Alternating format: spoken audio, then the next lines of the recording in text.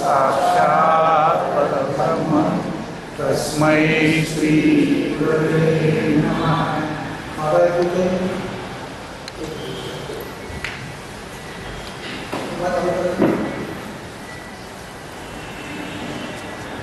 पहले प्रश्न आलेले आहे, ज्या प्रश्नाची उत्तर देणं शक्य आहे त्याची उत्तर देतो, ज्या प्रश्नाची उत्तर देणं शक्य नाही तो कारण तर आम्हालाच काही माहिती नसेल त्या प्रश्नाच्या उत्तराबद्दल तर उत्तर देणं शक्य नाही. दुसरी शक्यता ही असते की आम्हाला ती उत्तरं माहिती असली तरीही देणार नाही, पण काही प्रश्नांचे उत्तर समजून घ्यायला देखील एक पात्रता यावी लागते. उदाहरणार्थ, तुमच्या 5-6 वर्षाच्या मुलीने जर तुम्हाला विचारलं की माझा जन्म कसा झाला, याचं उत्तर तुम्हाला माहिती असलं तर तुम्ही तिला देणार नाही, आणि ती 20 वर्षाची झाली तर विचारायला येणार नाही. त्यामुळे काही उत्तरं समजून घ्यायला पण आता एक पात्रता यावी लागते. दुसरा प्रश्न विचारण्यासाठी विचारणं उपयोग होणार नाही. तिसरी शक्यता ही असते की काही गुरु मर्यादांचं पालन करावं लागतं, शास्त्र मर्यादांचं पालन करावं. जसं गणपती अथर्वशीर्षामध्ये देखील म्हटलेलं आहे, इदम् अशिष्यायनं देवम्, किंवा कृष्णाने देखील म्हटलेलं आहे, इदं न तपस्काय न भक्ताय कदाचन. कारण प्रश्न एखाद्या व्यक्तीचा असेल, हॉलमध्ये सभागृहात अनेक कडचे लोक बसलेले असतात, सगळ्यांच्या सगळ्याच गोष्टी कामाच्या नसतात, आणि म्हणून साधनेविषयी जे प्रश्न आहेत त्या खरं म्हणजे तो चर्चेचा विषय नाही, तो प्रवचनाचा विषय नाही. प्रवचनामध्ये थोडं सांगितलं जातं ते सगळ्या सामान्य लोकांच्या कामाचं असेल, त्यांच्या उपयोगी पडेल आणि ते समजू शकतील. साधनेचे काही ग्रहण असे असतात की तो जाहीर प्रवचनाचा विषय पण होत नाही. अनेक तऱ्हेचे प्रश्न आलेले आहेत. पहिला प्रश्न जो आलेला आहे, ज्या कोणी सज्जना लिहिला असेल त्यांना जो दिसतं आहे की त्याने आमचं स्तोत्रमंत्र विज्ञान हे पुस्तक का तर वाचलं नाही आहे, आणि वाचलं असेल तर मी लक्षपूर्वक वाचलेलं नाही, बरोबर वाचलं असेल. तुम्हाला एक आश्चर्याची गमत सांगू, मध्ये विषय बदल प्रश्नाची उत्तर देतो. आम्हाला दिवाळीनंतर पत्र आलं. तसं साधारणतः आम्ही पाठ करत असताना मध्ये कुठेही पत्र उघडत नाही, कारण वेळ अशी आहे की आमचा पाठ असून त्याचे प्रसरून पत्र टाकून जातो. पत्र येतात, काही मासिक येतात, जे काही येत असेल. पत्र आलेली आम्ही ठेवून दिली की पाठ झाल्यानंतर उठतो, जेवण करतो, मग शांती सगळे पत्र पाहत बसतो. पण त्या दिवशी राहावलं गेलं नाही. अध्याय पुरा केला आणि पत्र फोडलं. आणि याला कारण होतं पत्रावरचा पत्ता, आणि पत्रावरचा पत्ता होता येरवडा सेंट्रल जेल.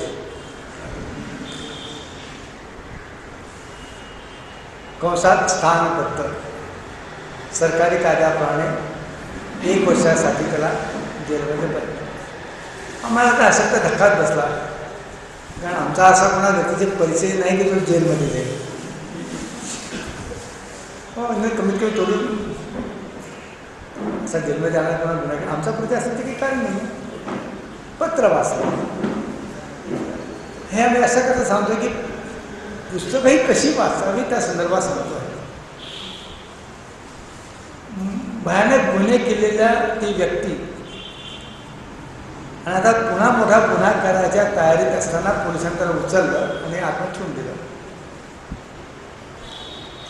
कोर्टाने त्याला सजा केलेली नाही, त्यामुळे त्याला काही काम देता येत नाही. त्यामुळे तो खूप दिवसात पडून असतो. आता थोडा विषयांतर पण एकदम सांगतो, आमचे जे अगदी जवळचे परिचित आहे, जवळचे तर आमच्यावर खूप आवड आहे. तसे काल रमेश बाबत आले ते आता इथेच ते याला म्हणजे एक गंमत करण्यासाठी आम्ही त्याला फोनवर सांगितलं. रमेश बाबतांना फोन केला की लवकरच आम्हाला जेलमध्ये द्यायचं योग्य असं दिसतंय. खाऊ सांगते असं काय म्हणतो. मग सांगतो की कदाचित आम्हाला लवकरच जेलमध्ये जावं लागेल असं दिसतं, गोंधळात पडतो समोर जाऊन असं काम करा. मग सांगतो असं असं पत्र आलेलं आहे. आता पत्र तर सेन्सॉर केलीच येणार नाहीच. स्वातंत्र्यापूर्वीची घटना आहे. एक क्रांतिकारीला जेलमध्ये ठेवलं होतं. त्याच्या पत्नीचं पत्र आलं, तुम्ही जेलमध्ये आहात, शेतीचे कामं बाकी आहे, पावसाळा सुरू होत आहे, शेती नांगरण्यासाठी कोणी तयार नाही आहे, माझ्यावर पैसे नाही आहेत, शेती कशी करायची. त्याने लिहून पाठवलं, शेती यावर्षी नांगरायची नाही, कारण शेतीमध्ये ठिकठिकाणी बंदुका लपवून ठेवलेल्या आहेत, वेगवेगळ्या ठिकाणी नांगराला का बाहेर येतील, नांगरू नकोस. पत्र लिहिलं. 15 दिवसांनी पत्र आलं, पोलीस आली, ट्रॅक्टर आला, सगळं शेत उकरलं. मग आता पेरणी करून टाकलं. मोफत काम होऊन गेलं, पेरणी करून टाकलं. शेत तर होणार. जिल्ह्याने माझं बंदूक आहेत म्हणायला लागेल, पोलिसांना कळलं, पोलीस आले, ट्रॅक्टर आला, मोफत सगळं काम होऊन गेलं. आता जर जिल्ह्याने वाचलं असं तर कदाचित तो सांगितलं त्या व्यक्तीने. आता वेळ जाईल ना जेलमध्ये, 2-3 दिवसात लोक काम देईन असं झालं, कारण एकांत आहे, बोलायला कोणी नाही आहे, काम काही नाही आहे, खोली तुझं पडून राहायचं आहे. त्याने त्याच्या पत्नीला आणि मित्राला पत्र दिलं की मला जेलमध्ये वेळ जाते, मला वाचनासाठी तुम्ही काहीतरी पुस्तकं पाठवा. आणि काय योग असेल माहिती नाही, त्याच्या पत्नीने मित्राने नेमक्या आमची पुस्तकं पाठवली. पुस्तक वाचल्या सुरुवात केली आणि तो माणूस किती बदलावा. अजून मागच्याच महिन्याची त्या स्थान बदलून 4 महिने झाले. त्या 2 महिन्यात त्याने आमची सगळी पुस्तकं वाचली. पहिलं काम केलं, मांसाहार सोडला, दारू सोडली, मांसाहार सोडला. आणि मग मनाचा पक्का निर्णय घेतला की मी जेलमधून बाहेर निघाल्यानंतर या गुन्हेगारी जगात पाऊल ठेवणार नाही. आता प्रामाणिकपणे जगण्याचा प्रयत्न करेन, हे सगळं सोडून. आणि त्या पत्रामध्ये त्याने आमचं पुस्तक किती लक्षपूर्वक वाचलेलं आहे, अशी अनेक वाक्य आढळतात की स्वामी तुम्ही नैवेद्याबद्दल लिहिलेलं आहे, मी ज्ञानेश्वरी अशी ओळी दिली, त्याचा अर्थ सांगितलेला आहे. इतकं लक्षपूर्वक पत्र जेलमध्ये कैदी वाचतो, त्याने मोठे गुन्हे केलेले आहेत. आणि आता त्याने निर्णय घेतला की या जगात परत जायचं नाही. आम्ही त्याला पत्राचं उत्तरही दिलं. काही ते पत्र आता जेलाने वाचला तर म्हणे की स्वामी तुम्ही एकदा जेलमध्ये पण यांना प्रवचन करायला, आणि असं जर झालं तर प्रवचनासाठी का होईना आम्हाला जेलमध्ये जावं लागेल. रमेशला वाटतं की जेलमध्ये जायचं योग दिसतोय, पण त्याने फोटोही मागितला आहे. आम्हाला कौतुक त्या माणसाचं या गोष्टीचं आहे की त्यांनी किती लक्षपूर्वक वाचलं. आणि नुसतं वाचलं नाही, त्याच्यात थोडं परिवर्तन घडून आलं. त्याचं एक वाक्य सांगतो पत्रात की स्वामीजी आत्तापर्यंतच्या अनेक दिवाळी मित्रांबरोबर, नातेवाईकांबरोबर, कुटुंबियाबरोबर घालवल्या, त्यावेळी मला खूप चांगलं दिवाळी छान गेली. ही आयुष्याची पहिली दिवाळी जी माझी खऱ्या अर्थाने आनंदाने गेली, खऱ्या अर्थाने खूप मजेची गेली. कारण ही दिवाळी मी तुमच्या पुस्तकांच्या संगतीत आणि ईश्वराच्या सान्निध्यात काढली. संपूर्ण दिवाळी मी तुमच्या पुस्तकाच्या संगतीत होतो, रोज तुमचं कुणाकडून पुस्तक वाचत असतो, ईश्वराचं स्मरण करावं. आणि ही माझ्या आयुष्यातील सगळ्यात चांगली दिवाळी गेली. जेलमधल्या कैदी म्हणजे वाचावं पण कसं, नुसतं भरभर वाचून चालणार नाही. कारण प्रश्न आलेला आहे गुरुचरित्राबद्दल. अरे प्रश्न वाचून दाखवतो, आम्ही उत्तर देत बसलो तर तुम्हालाच कळणार नाही कोणत्या प्रश्न उत्तर दिली. श्री गुरुचरित्र वाचण्याबद्दल अनेक नियम आहेत व आपले घरात कोणी वाचत नाही असे समजल्याने वाचले नव्हते. नंतर असेही ऐकले की एवढे सोहळे नसते, तुम्ही वाचा म्हणून वाचले. नुकतेच असे वाचनात आले की ग्रसाश्रमी ते वाचूच नाही. ते वाचल्यावर माणूस संन्यास घ्यावा असं वाटू लागतो, घरात लक्ष लागत नाही, त्या गोष्टीने नक्की काय करावे ते समजत नाही.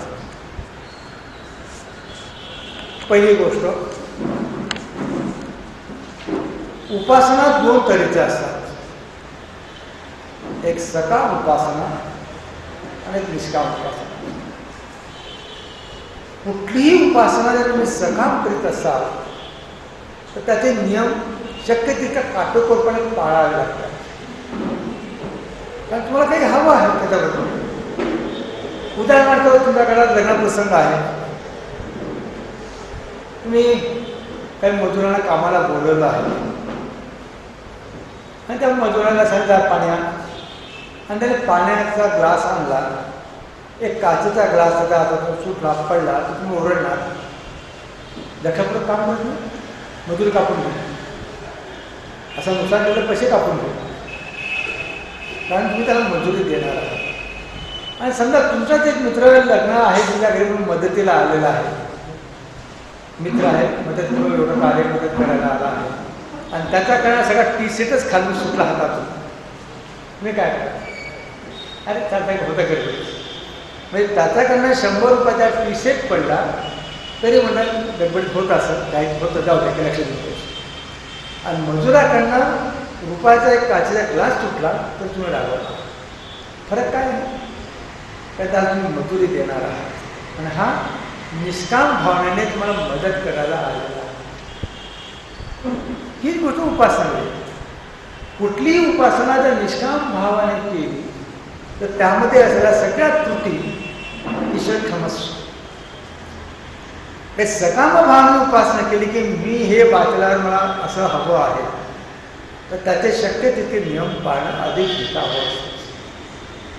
सगळे नियम पाळले जाणार नाही, पाळायची आवश्यकता पण नाही. विषय निघाला म्हणून सांगतो, गुरुचरित्रामध्ये एक अध्याय आहे, त्यामध्ये कर्मकांडावर खूप काही चर्चा केली, आचार विचार इथपर्यंत की ब्राह्मणाला जर दातन करायचं असेल ते दातन किती अंगुळी लांब पाहिजे हे पण दिलेलं आहे. 4, 8, 12 कोणतं पाहिजे, शौचालयाला हात किती वेळा धुवायचे, कशाने धुवायचे याची चर्चा आहे. प्रसादचे एक जुने लेखक त्यांची पुस्तकं प्रसाद प्रकाशित केली आहे, सकृत देवधर. तुमच्यापैकी त्यांना नाव माहिती असतील, त्याची पुस्तकं विषयदा ओंकार किमया गायत्री त्याचे पुस्तक आहे, अतिशय उत्तम साधक आणि सत्संग असतं. त्याने एक आम्हाला गंमत सांगितली की मी हा प्रयोग करायचं ठरवलं, तेवढ्या बारीक सारी सूचना का दिल्या आहेत आणि मी ठरवलं की तेवढंच वापरायचं, दातून आणायचं घासायला, मोठं असं कापून टाकायचं, तेवढंच मापाने दातून करायचं, तेवढा हात धुवायचे मातीने, जे काही नियम त्यात दिलेले आहेत. म्हणाले 1 महिना 2 महिना झाल्यानंतर 2-3 महिन्यांमध्ये मला ते बंद करावं लागतं. म्हटलं का? कारण आधी तो चांगला उत्तम साधक होता, ज्ञानेश्वरच्या खूप अधिकारी पुरुष होता, ज्ञानेश्वरचा खूप अभ्यास होता, खूप अधिकारी पुरुष होते ज्ञानेश्वरची. म्हणाले स्वामीजी त्याचा परिणाम असा झाला की मला माणसाच्या शरीराचा वास यायला लागला. कोणी माणूस वास की जसा मी मात्र की कुत्र्याला लोक जर सुंगवतात आणि डॉग तो माणसाला पकडतो, तर कोणी जेव्हा आला तर विशिष्ट गंध मला यायला लागला. परिणाम असा झाला की मला कोणी माणूसच जेव्हा वाटेल नको असं वाटायला लागेल. बाबा आता ऑफिसची नोकरी आहे, प्रवास आहे, तुम्ही माणसाचा सहवास टाळणार कसा? मग लक्षात आलं की या किती बारीक सारीक सूचना दिल्या होत्या, त्याचा परिणाम आंतरिक शुद्धीसाठी शारीरिक शुद्धीसाठी केवढा होऊ शकतो. एवढे नियम पाळल्याबरोबर माणसांच्या शरीराचा गंध यायला लागला. सायन्स असं म्हणतं भविष्याच्या बाबतीत की येणाऱ्या काळ तुम्ही चिंता करू नका, घाबरू नका, भविष्याची गोष्टच म्हणतो. आणखी काही 100, 200, 500 वर्षांनी, आता नाही, घाबरायचं कारण नाही. की माणूस हा एकच प्राणी असा आहे की तो नाकाचा उपयोग करत नाही. नाकाचा उपयोग फक्त चष्मा ठेवण्यासाठी होतोय, बरोबर ना? म्हणजे कसं, बकरी आपल्या पिलेला गंधावर ओळखते की माझं पिलू आहे का दुसऱ्याचं आहे. बकरीचं पिलू आपल्या आईला गंधावर ओळखतो. तुमची आईची ममता किती असू दे, तुमचे डोळे बांधून तुमच्या मांडीवर मूल दिलं तर तुम्हाला हात लावून त्या गंधाने ओळखता येणार नाही की मूल माझं आहे का दुसरं आहे. ही क्षमता तुमचा आमच्याजवळ नाही. ओळखता येईल नाही, ओळखता. बकरी ओळखते, कुत्रा ओळखतो, आपली पोटी ते ओळखतात, आपली आई ओळखते. माणसाचा नाकाचा उपयोग फक्त श्वास घेण्यापुरता. मग श्वास घेण्यासाठी नाक पाहिजे तर मग 2 छिद्र ठेवली तरी चालते ती. त्याला एवढं छान सुंदर नाक कशाला. दुसरा उपयोग होता चष्माच्या फ्रेमसाठी. ते आता आणखी लेन्स आले तर तेच एक गरज होणार. त्यामुळे आणखी 500,000 वर्षानंतर, कारण प्रकृतीची रचना अशी आहे की ज्या अवयवाचा तुम्ही उपयोग करत असाल ते हळूहळू नाहीसं होईल. त्याचा 2 पायावर चालायला सुरुवात केली तर माणसाची हळूहळू शेपटी कळाली. तसं आणखी काही 500,000 वर्षानंतर माणसाला नाकच नसेल अशी परिस्थिती होऊ शकते. पण नाकाने पण गंध येऊ शकतो, हे नियम पाळल्यानंतर तुम्हाला फक्त ईश्वराबद्दलच्या प्रेमासाठी प्रित्यर्थ, त्याचा प्रेमासाठी वाचायचं असेल तर 16 ओळख पाहायची गरज नाही. ही पहिली गोष्ट. गरज नाही याचा अर्थ असा नाही की कसंही करा, जे तुम्हाला सहज शक्य असेल. पण 16 ओळख पाळावं लागतं म्हणून वाचायचं नाही असे बहाणे शोधू नका. आपण खूप बहाणे शोधायला बघतो. म्हणजे माणसाच्या ज्या अनेक व्याख्या आहेत, मनुष्य म्हणजे काय, त्यातली आम्हाला आवडणारी सगळ्यात चांगली व्याख्या ही आहे की मनुष्य हा एकच प्राणी आहे की जो बहाणे करू शकतो. ऑफिसमध्ये लेट आला, काल असं झालं, उठायला उशीर झाला, काल ते झोपतो. पक्ष्यांना उठायला अलार्म लावावा लागत नाही. त्यांच्या उठायची वेळ ठरलेली तर उठणारच. आम्हाला उठायला देखील बा नाही. काल रात्री उशिरा झोपलो, आज उठलो, मुळात पूजा उशिरा झाली, आज जप उशिरा झाला. मनुष्य हा एकच प्राणी आहे. त्याचा परिणाम काय होतो माहिती, तर विषयबद्दल सांगतो एकदम. कारण काही गोष्टी अशा आहेत ना, तुम्ही तुमचा याचा उपयोग करायला सारा असतात, त्यामुळे ठरवायचं. आमच्या ज्या अनेक देवी देवता आहेत, प्रत्येक देवी देवताचं काही ना काही वाहन आहे. माँ भगवती सिंहावर किंवा वाघावर आहे, विष्णूचा गरुड आहे, शंकराचा नंदी आहे. माणसाला वाहन म्हणून कोणी देवी देवताने स्वीकारलेलं नाही. आहे कोणी माणूस देवी देवते वाहन का नाही स्वीकारला? 2 कारण आहेत. आता निर्णय तुम्ही करायचा की 2 पैकी कोणतं कारण तुमच्यासाठी लागू पडेल. 2 कारण आहेत की देवाने, कुठल्याही देवाने माणसाला वाहन म्हणून स्वीकारलं नाही. एक कारण आहे की माणूस केव्हाही बहाणा करून कामावर येणार नाही. शिकली, मेडिकली काही ठेवली. आता विष्णूला त्या गजेंद्र मोक्षासाठी धावत जायचं असेल आणि त्याने गरुडा जायचं, माणसाला ठेवलं असेल, आज मी रजेवरच आहे, काय करेल विष्णू? माणूस केव्हा काय बहाणे काढून रजेवर उतरून जाईल म्हणून त्याला सांगितलं बाबा तू दूर राहा. हे आम्ही पशुपक्षी बरे आहेत, कुठलेही बहाणा काढणार नाही. सगळ्यात तुमचा ड्रायव्हर आला नाही, साहेब काला तर असं झालं म्हणून उशीर झाला. पशुपक्ष्यांकडे बहाणे नाही, ते त्याच्या ठराविक वेळ उठणार. आणि दुसरं कारण असं आहे जे कदाचित तुमच्यासाठी खरं असो की नसो, तुम्हाला आवडेल असं, की फक्त मनुष्यच असं आहे की जो साधना करून त्या देवाच्या कक्षेपर्यंत जाऊ शकतो. आणि म्हणून त्या साधना करण्यासाठी, वेळ देण्यासाठी त्याला देवाने बंधन टाकलं नाही की बाबा तू स्वतंत्र राहा, माझी नोकरी करायची गरज नाही, तू तुझी साधना कर आणि तू आमच्या पंक्तीला येऊन बैस. म्हणून त्याला मोकळं ठेवलं. तुम्ही काय करतात हा तुमचा प्रश्न एवढाच आहे. बहाणे न करता 16 ओळ्याचा की इतर नियमाचा वाचायला काही हरकत नाही. फक्त एक लक्षात घ्या, आपली प्रकृती, आपला आहार.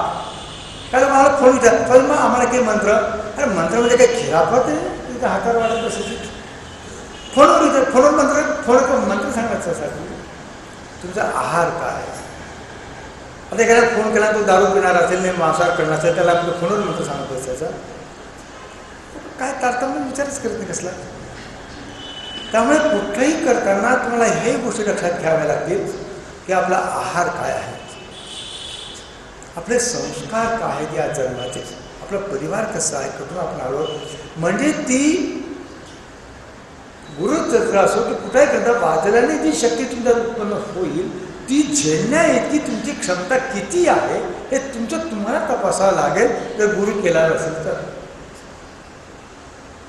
हे गुरुचरित्र वाचण्यास सगळे लोक संसार सोडून, घर सोडून पळून जाणार नाही. होतो, आम्ही कबूल करतो की गुरुचरित्राने वैराग्य उत्पन्न व्हायची शक्यता खूप असते. पण ते लागोपाठ तुम्ही रोजच्या रोज 7 दिवस एक पारायण झालं, मग पुन्हा दुसरं पारायण, ते संपलं की पुन्हा दुसरं पारायण, असं करू नका. तुम्ही तुमची क्षमता तपासून घ्या की आपल्याला किती पारायणं पेलवतील, मानवतील, जेणेकरून एकीकडे आंतरिक शुद्धी व्हायला मदत होईल आणि दुसरीकडे घर सोडून जायचं मन पण होणार नाही. तर एक पारायण केलं महिन्यातून 7 दिवसाचं पुरे आहे, आणि 12 म्हणजे 12 पारायण केली पुरे आहे.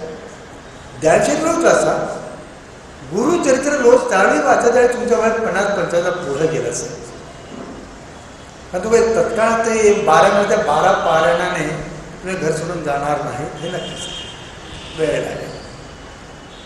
50च्या आत तुमचं वय असेल तर महिन्याचं एक 7 दिवसाचं पारायण पुढे आहे. हे सतत वाचत राहण्याचं एक 50च्या आतल्या व्यक्तीसाठी हितावह नाही. कारण त्याला घराच्या जबाबदारी आहे, मुलामुलीची लग्न करायची आहे, संसारात लक्ष घालायचं आहे, म्हणून त्याने 7 दिवसाचं एक पारायण केलं, तेवढं त्यासाठी पुरे आहे. पुन्हा दुसऱ्या महिन्यात दुसरं पारायण. असं करू नका की 7 दिवस संपलं की दुसरं घेतं पुन्हा दुसरं काय पुन्हा संपलं. ते तुमचं वय जर 50-55 पुढं गेलं असेल तर जरूर करा, कारण त्यामुळे कमी कमी मुलांच्या संसारात नाक खुपसायचं बंद करा. मग तेवढं वैराग्य उत्पन्न झालं पाहिजे. नाही तर सुनेला हवं खावर आणि म्हातारा घेऊन दुधी काय स्वस्त मिळाली, असं करू नका. त्यामुळे वाचायला हरकत नाही. नियम एवढेच पाळायचे. कुठलीही उपासनेसाठी एकच महत्त्वाचा नियम पाळायचा की पोट खाली असलं पाहिजे. भोजनानंतर पोट भारी असताना जप किंवा कुठल्या ग्रंथाचं वाचन करू नका, विशेषतः धार्मिक ग्रंथाचं. 2 परिणाम होतील. लाभ होणार नाही, नुकसान व्हायची शक्यता राहील. आमच्या ऋषींनी जीवनाच्या सगळ्याच अंगाचा अभ्यास केलेला आहे आणि म्हणून त्यांनी अनेक नियम दिलेले असे. म्हणजे केवळ जप किंवा भजनासाठी नाही, भोजनानंतर कमीत कमी 3 तास आंघोळ पण करू नका असं दिलेलं आहे. 3 तास 3 गोष्टी टाळायला सांगितल्या आहेत. स्नान, जप, पूजा, ध्यान आणि स्त्री पुरुष संबंध. आणि तिन्ही गोष्टींनी तुमच्या शरीराच्या रक्तप्रवाहाची दिशा बदलते आणि त्यामुळे शारीरिक अस्वास्थ्य निर्माण व्हायची शक्यता वाढते. जर तुम्ही स्नान केलं तर ब्लड सर्क्युलेशन जे आहे ते त्वचेच्या दिशेने सगळ्या अंगावर फिरेल आणि भोजनानंतर रक्ताचा पुरवठा पोटाकडे असला पाहिजे पाचनासाठी. त्याची पोटाकडची दिशा बदलून सगळ्या शरीरात फिरायला लागलं, परिणाम होईल की पाचन शक्तीमध्ये गडबड होईल. जप ध्यानमध्ये शक्ती ऊर्ध्वगामी होईल. पुन्हा तोच प्रश्न, तो पोटाकडे जे रक्त जायला पाहिजे ते जाणार नाही. स्त्री पुरुषामध्ये पण ते खाली उतरेल. पुन्हा तोच प्रश्न. म्हणजे 3 गोष्टी मना केलेल्या आहेत. त्या उपासना तुम्ही कोणतीही करा, पोट खाली असलं पाहिजे ही पहिली अट. आणि म्हणून आमच्या ऋषीने सगळंच सकाळची वेळ अधिक पसंत केलेली आहे. 2-3 काळे वातावरण शांत असतं. सायन्सच्या भाषेत सांगायचं तर प्राणवायूची घनता अधिक असते, त्यामुळे त्यावेळी शक्यतो चंद्रनाडी चालू असते, त्यामुळे शांत असतं. नाही सकाळी जमलं तुमच्या सोयीप्रमाणे, पण जेवण केलं हात धुताना मग बसते गुरुचरित्र वाचायला किंवा ध्यानशील वाचायला असं करू नका. एवढे फक्त नियमामध्ये हा एक महत्त्वाचा नियम पालन करा. आसनात बसता आलं अधिक उत्तम. कुठल्याही उपासनेला दर्भासन मिळालं तर अधिक उत्तम. उलनचं कंबळ मिळालं तर ते टाका, खाली सतरंजी टाका. फक्त एवढीच काळजी घ्यायची की शरीराचा कोणताही भाग जमिनीला किंवा भिंतीला लागणार नाही याची काळजी घ्या. कारण जमीन आज सगळीकडे टाईल्स आहेत, शेणाची सावली जमीन शोधावी लागेल. भिंतीला प्लास्टर असेल, दगड असेल. हे काय आहे? हे सायन्सच्या भाषेत सांगायचं हे सगळं बॅड कंडक्टर आहे, नॉन कंडक्टर आहे. हे सगळे नॉन कंडक्टर आहेत. धातू गुड कंडक्टर आहे. या दोन्ही गोष्टी कामाच्या नाही. म्हणून ऋषींनी किती बारीक लक्षात ठेवलं होतं. लोकांना वाटतं विज्ञान आजच्या काळात आहे आणि विज्ञान ऋषींना माहिती होतं. म्हणून पाटावर बसून उपासकाला म्हणाय की लाकडी पाटावर बसू नका. म्हणजे भटजी तो पाटावर बसून पूजा सांगतात, मला पाट्या बसायला चुकीचं आहे. पाटावर किंवा दगडावर बसून किंवा फरशीवर बसून उपासना किंवा मंत्र सांगा, पाटावर बसाय चुकीचं आहे. कारण लाकूड नॉन कंडक्टर आहे. काय हवं आहे? नॉन कंडक्टर नको, गुड कंडक्टर नको, बॅड कंडक्टर. पुरण आता वाघाची किंवा चित्त्याची किंवा हरणची मिळणं शक्य नाही, कायद्यापर्यंत शक्य नाही, योग्यपर्यंत तुमचा अधिकार पण नाही. मग तुमच्यासाठी काय? दर्भासन मिळालं तर सगळ्यात चांगलं, नाही तर उरणचं कंबल ते असं टाका, असं बसा, खाली सतरंजी टाका, जेणेकरून तुमच्या शरीराचा कोणताही भाग, पाय असो, हात असो, भिंतीला किंवा जमिनीला स्पर्श करणार नाही. एवढी काळजी घ्या आसन ठेवताना. कारण ते करताना हळूहळू एक वेळ अशी की तुमच्या शरीरामध्ये एक तऱ्हेचे विद्युत तरंग चालू होतील आणि ते सर्किट पूर्ण होण्यासाठी बॅड कंडक्टर हवा. आता अर्थमध्ये शरीर मध्ये पाठीमध्ये कळायला लागते. लक्षात काय म्हणतात? जर तुम्ही आसन व्यवस्थित घेतलं नाही तर काही दिवसांची तुमची पाठ दुखायला लागेल, आकार लागेल, तर ती एनर्जी सर्किट पूर्ण होत नाही ते शरीरात. आणि म्हणून ध्यानासाठी पण जे काही नियम होते त्यामध्ये ह्या ज्या मुद्रा आहेत ना, हे तरी काय हे सर्किट पूर्ण करण्यासाठी आहे. असं करा, असे ठेवा, हे खेळ नाही आहे, हे काहीतरी करायचं म्हणून केलेले नियम नाही आहेत. हे सगळे शरीरात उत्पन्न होणारे सूक्ष्म जी एनर्जी आहे, विद्युत प्रवाह जो आहे तो व्यवस्थित रेग्युलेट करण्यासाठी, ते सर्किट करण्यासाठी आहे. ते अशा बसा, असे बसा, जेणेकरून कुठून तरी ते सर्किट पूर्ण झालं पाहिजे. आसनाची काळजी घ्या. स्नान करून पांढरे स्वच्छ वस्त्र, धूत वस्त्र नेसून बसला तर अधिक उत्तम. कारण अलीकडे पॅन वापरतात आणि ती आठवडा धुतली जात नाही, 5-7 दिवसांनी किंवा ते धुतली जात नाही. रोज कोण धुत असते? बाळात पण नाही लोक 5-7 दिवसांनी त्यात पॅन असं अंगावर असताना लगेला जातात, बाहेर जातात. आसन जसं पवित्र तसं वस्त्र तुम्ही रेशमी वस्त्र किंवा सोवळं घाला असं आम्ही सांगत नाही, त्याची गरज पण नाही. पण कमीत कमी धूत वस्त्र, कमीत कमी एक लुंगी तरी अशी ठेवा. आणि अडचण असेल तर आम्हाला सांगा, आम्ही देतो. आमच्याकडे खूप पडलेलं असतं. एक धूत म्हणा, एक लुंगी अशी ठेवा की जी फक्त पूजेपुरतच वापरणार, कुणाकडून ठेवून द्या, अधिक चांगला नाही. पॅन्टमध्ये बसा का बसायला उठायला अधिक सोयीचं राहील, पोटात दबाव येणार नाही. अलीकडे 40 वर्षाची लोकांची पोटं सुटायला लागले, याला एक कारण आहे पॅन्ट आणि दुसरं कारण आहे डायनिंग टेबल. पुढे लोक धोती नेसून जेवायला बसायचे. आधी धोती थोडी टाईट घालली असेल तर तुम्ही एक पोळी कमी खाणार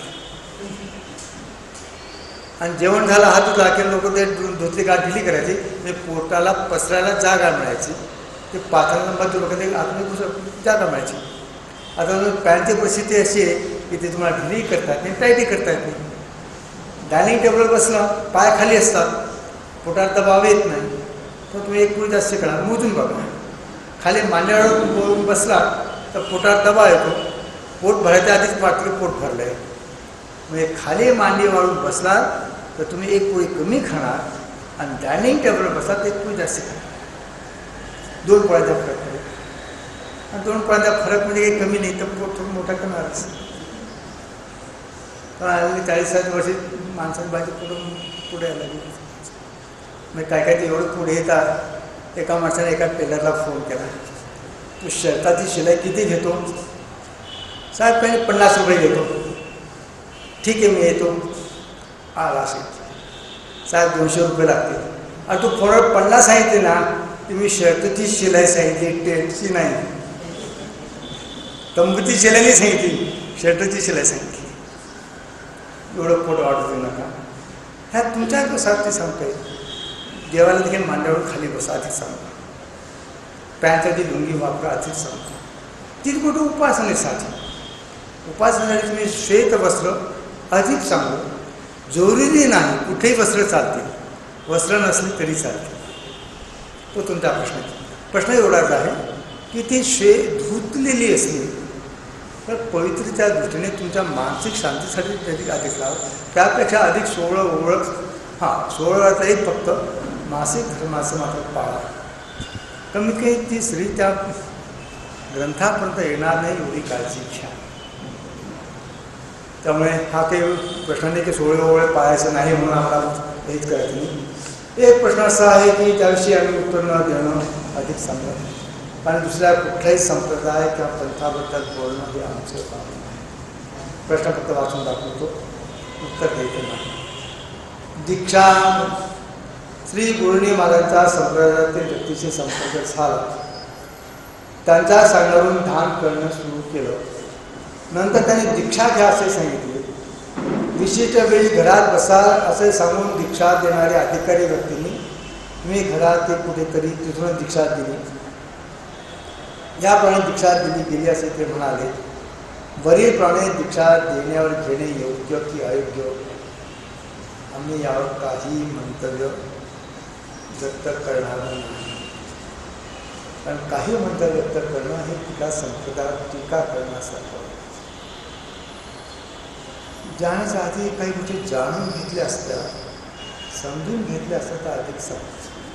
खाली आम्हाला कोणतरी एक प्रश्न विचारता शक्तिपाठ करतात. एक लक्षात घ्या, ईश्वर प्राप्तीसाठी कुठलाही शॉर्टकट नाही. शॉर्टकट कामाचा इतकंच नाही. समजा एखाद्या लहान मुलाला किंवा तुम्हाला परीक्षा नसताना तुमच्या हातात हिरा पडला ना, काच समजून फेकून द्या. हा हिरा आहे समजायला देखील कधी शिकावं लागतं. परीक्षा करणं की बा हिरा मिळालाय मला. नाही तर माऊलींनी ज्ञानेश्वरांनी खूप छान सांगितलेलं आहे. अहो थोर वागूर झाले. मी खूप मूर्खपणा केला. काय केला? अमृताचे सडा संभाषण केले. अमृताचे बादली भरली तर मी सडा पाणी समजून सडा टाकून दिला. वारके देवने घेतले कामधेनू देवने घेतले बा. काम तुला देऊन टाकलं आणि वासरूप परत घेतलं. चिंतामणीची खाणी राहली. चिंतामणीची खाण मिळाली आणि ते दगड समजून शेतात घुसणाऱ्या गुरांवर फेकली त्यांना हाकलण्यासाठी.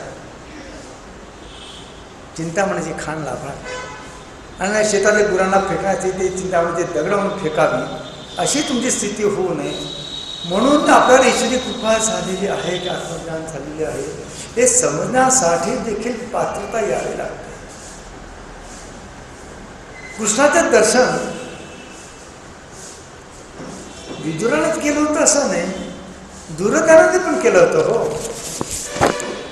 दुर्योधनाला कळालं की कृष्ण कोण आहे. त्यावेळी असले युद्ध मैदानावर असलेल्या हजारो लोकांनी दर्शन केलं होतं. कोणाला कळलं की कृष्ण कोण आहे? समजू शकतो, विदुर समजू शकतो. कारण समोर कृष्ण आहे समजून घ्यायला एक पात्र आणि ते स्वतः उपासना केल्याखेरी आंतरिक शुद्धी केल्याखेरी येणार. शक्तिपात दक्षिण होतं का असं म्हणलं का म्हणजे शक्तिपात वृद्ध होत आहे. भगवद्गीतेच्या कृपेने ब्रह्माच्या कृपेने शक्तिपात आम्हाला एकत्र आहे करत जाणतो असेल माहिती आहे मला शक्तिपात म्हणजे काय. सुरुवातीला उत्साह घरात केले पण होते आम्ही. सुरुवातीला उत्साहाच्या भरामध्ये नवीन ज्यावेळी सगळं गुरुमाने दिलं त्यावेळी नंतर कळलं की यात काही अर्थ नाही. कारण ती व्यक्तीनंतर ते टिकून ठेवत नाही. शक्तिपात दिसल्याने कदाचित काही पुण्यशक्ती कदाचित जागृत होऊ शकते पण ती जागृत राहील याची कुठली शाश्वती नाही. खालचे जे 3 चक्र आहेत मूलाधार स्वाधिष्ठान आणि मनपूरक ही 3 चक्र सगळ्यात जास्त अशुद्ध होतात. कारण मूलाधार चक्राचा संबंध आहे भौतिक वस्तूंशी, जमीन घर सगळ्या भौतिक पृथ्वी तत्वाशी. स्वाधिष्ठानाचा संबंध आहे जलतत्वाशी त्यामुळे त्याचा संबंध येतो काम वास्तूशी. आणि मणिपूरकता संबंध अग्नितत्वाशी आहे घृणा कटुता राग क्रोध या सगळ्या गोष्टी.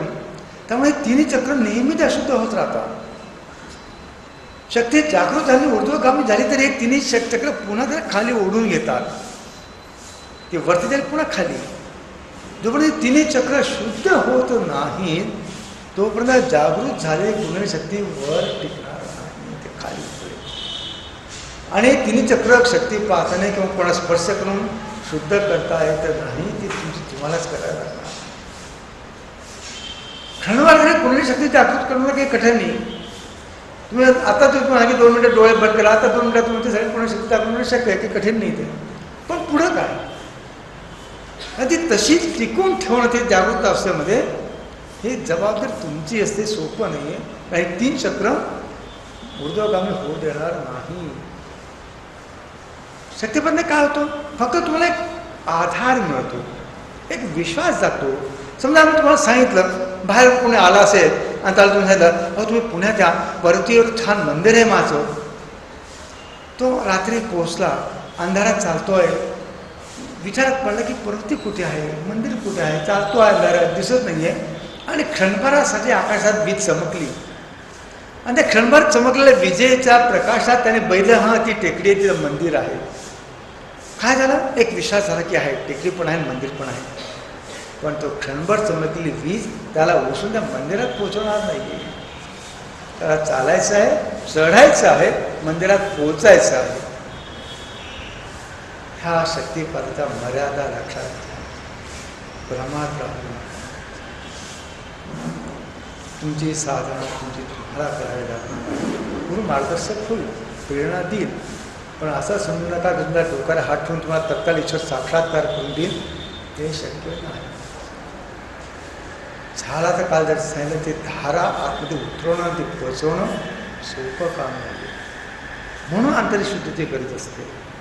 म्हणून आहार विहार आचार विचार या सगळ्यांना शुद्धीची गरज असते, जेणेकरून तुमच्या शरीरात देखील ती पात्रता यावी.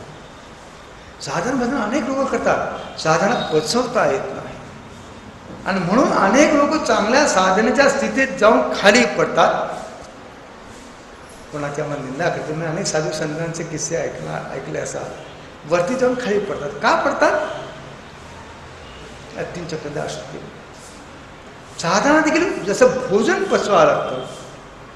तुम्ही किती खाल्लं यावर तुमची ताकद अवलंबून नाही, तुम्ही किती पचवलं आणि तुमच्या पाचनाच्या क्षमतेपेक्षा अधिक भोजन केलं, शरीरात ताकद तर येणारच नाही. का तर डिसेंट्री होईल, का तर उलट्या होतील, अपचन झालं तर.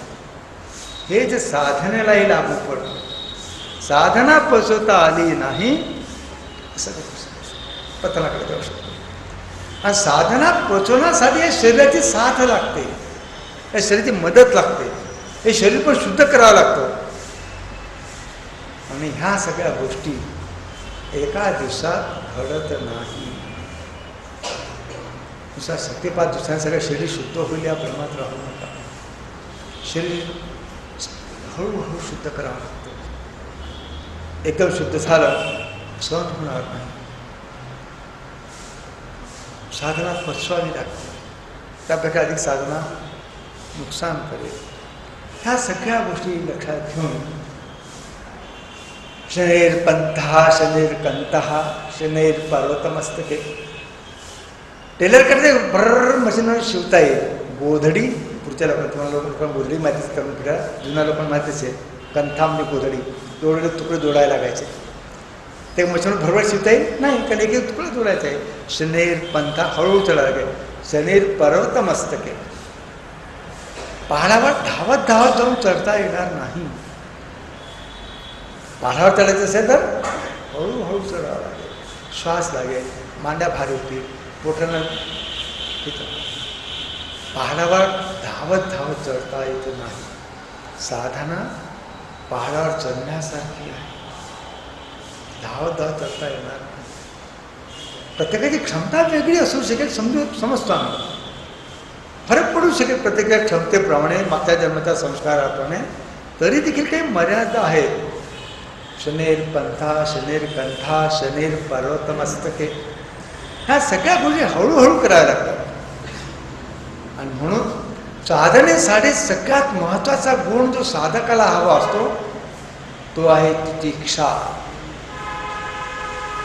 सहन करण्याची ताकद, क्षमता.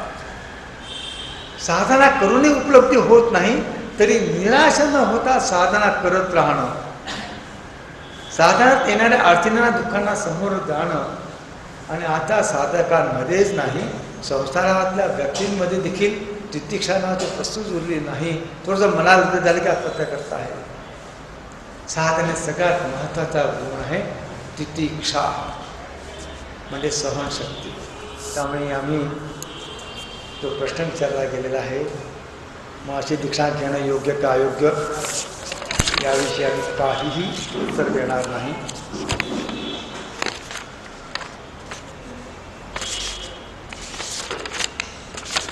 यात लिहिलं आहे, कृपया मागं पाहावे. इकडं पाहू ती माहिती.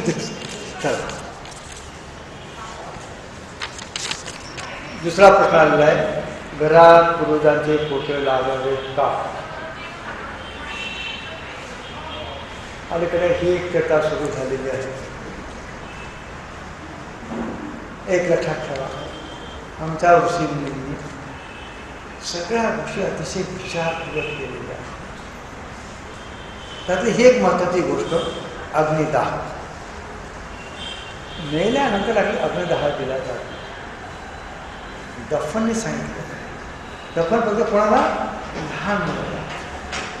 काय फरक आहे? लहान मुलाला त्याच्या शरीराबद्दल आसक्ती झालेली नसते, कारण त्याच्या अजून शरीराची त्याचं अजून ताब्यातून झालेलं नाही आहे. तो जसा जसा मोठा होत जाईल तसं तसं शरीराबद्दलचं आकर्षण वाढत जाईल. शरीराची त्याची इंग्लिशमध्ये असं अटॅचमेंट जी आहे, शरीराबद्दलची आसक्ती त्याची वाढत जाईल. आणि म्हणून मेल्यानंतर जर ते दफन केलं तर तिथे घुटमळत राहायची शक्यता राहील आणि त्यात ते शरीर दिसतं. हे शरीर सोडून गेलेल्या जीवात्म्याला उत्तम अंतम चितम वापी भुंजान मागुणानितम विमूढा नानुपश्यंती पश्यंती ज्ञान चक्षुषा. त्या ऋषींदेव ज्ञान चक्षुष होते म्हणून या शरीरातून काय निघालंय कारण दिसत होतं, तुम्हाला दिसत नाही. विमूढा नानुपश्यंती पश्यंती ज्ञान चक्षुषा. ज्यांचे जे ज्ञानदृष्टी आहे त्याला कळते यातून काय निघालं. आणि तो जो जीवात्मा निघालेला आहे त्याला ते शरीर जोपर्यंत दिसतं तोपर्यंत तो तिथं घुटमळत राहतो. अग्निदाह झाला, राख झाली, त्या शरीराचा संबंध संपला, विषय संपला. आणि म्हणून पूर्वीचे फोटो घरात ठेवले म्हणजे फार पूर्वी टीव्हीवर एक सिरियल होती रजनी, तसं कोणी फोटोनं बोलणार नाही. येत होती पूर्वी किती टीव्हीवर एक सिरियल काहीतरी होती ना, ते 5 भावांचे काहीतरी होते, मुलींचे काहीतरी होतं, माहिती नाही काय होती. तर पूर्वजांचे फोटो लावायला तुमची श्रद्धा असेल प्रेम असेल तर लोकांना दाखवण्यासाठी नाही. तुमची जर श्रद्धा प्रेम असेल, आई वडील आजोबा जे कोणी असेल हरकत नाही. अनेक राजवाड्यामध्ये तर अनेक पिढ्यांचे फोटो आम्ही पाहिलेले, चित्र पाहिलेली आहे. त्यामुळे हा गैरसमज काढून टाका. दुसरी गोष्ट प्रश्न आहे, पूर्वजांची क्षमा मागावी का? ज्या पूर्वजांना तुम्ही पाहिलंच नसेल, त्यांचा तुम्ही काही अपराधच केला नसेल, त्यांची क्षमा मागण्याचा काही फारसा प्रश्न उद्भवत नाही. आणि जिवंत असताना छळ केल्यानंतर मेल्या क्षमा मागण्यात काही अर्थ नाही. ते फक्त तुझा मनाचा समाधानासाठी प्रश्न विचारणाऱ्या कोणत्या व्यक्तीच्या माध्यमातून आलेल्या त्याला एक कुठं साहित्य गेले आम्हाला कळतं. काळात एकाला मला प्रश्न विचारला, त्याला एक सीडी मिळाली, ती सीडी ऐका, त्या तालकाराच्या सीडीमध्ये मी याची क्षमा मागतो, त्याची क्षमा मागतो, त्याची क्षमा मागतो, एवढंच तालकर त्या सीडीत ऐकायला मिळतं. आणि स्वामी मी सीडी ऐकू का? म्हटलं बाबा रे, सीडी ऐकल्यानंतर कोणाला क्षमा करू शकशील त्याला क्षमा करू. आणि तू जर सरळ झाला तर क्षमा आपोआप होईल. शब्दाने होणाऱ्या वस्तू नाही, मनातून सगळं निघून गेलं, मनातून सगळं निघून गेलं तर क्षमा करणं हा शब्दाचा विषय सांगतो, आपोआप झाली क्षमा. क्षमा कशी असावी?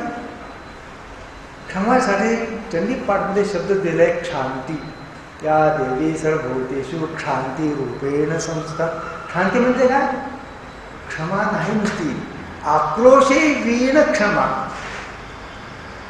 म्हणजे रागच आला नाही, मला कधी खूप रागला, मी माफी मागली, त्यातून माफ केलं, या क्षमेला अर्थ नाही. त्या आतमध्ये आधी राग म्हणून गेलाय, संताप झाला, क्रोध आला, मग मी क्षमा केली, ती फाशी जावं. मग क्षमेचं सगळ्यात उत्तम उदाहरण पृथ्वी माता. शास्त्रात दिले सगळ्यात क्षमाशील कोण आहे? पृथ्वी माता. तुम्ही त्याचं इतके अन्याय करताय तर ती क्षमाशील आहे. आक्रोश विन क्षमा. क्षमा मागायची असेल तर सगळ्यात चांगला उपाय आहे, तुम्ही साधे सहज सत्य. मी अनेक वेळा प्रार्थना लोकांना सांगतो, तुम्हाला पूर्वी सांगितलं, पुन्हा आठवण करून देतो. मी अनेक मुलांना एक प्रश्न विचारतो, what is the definition of straight line?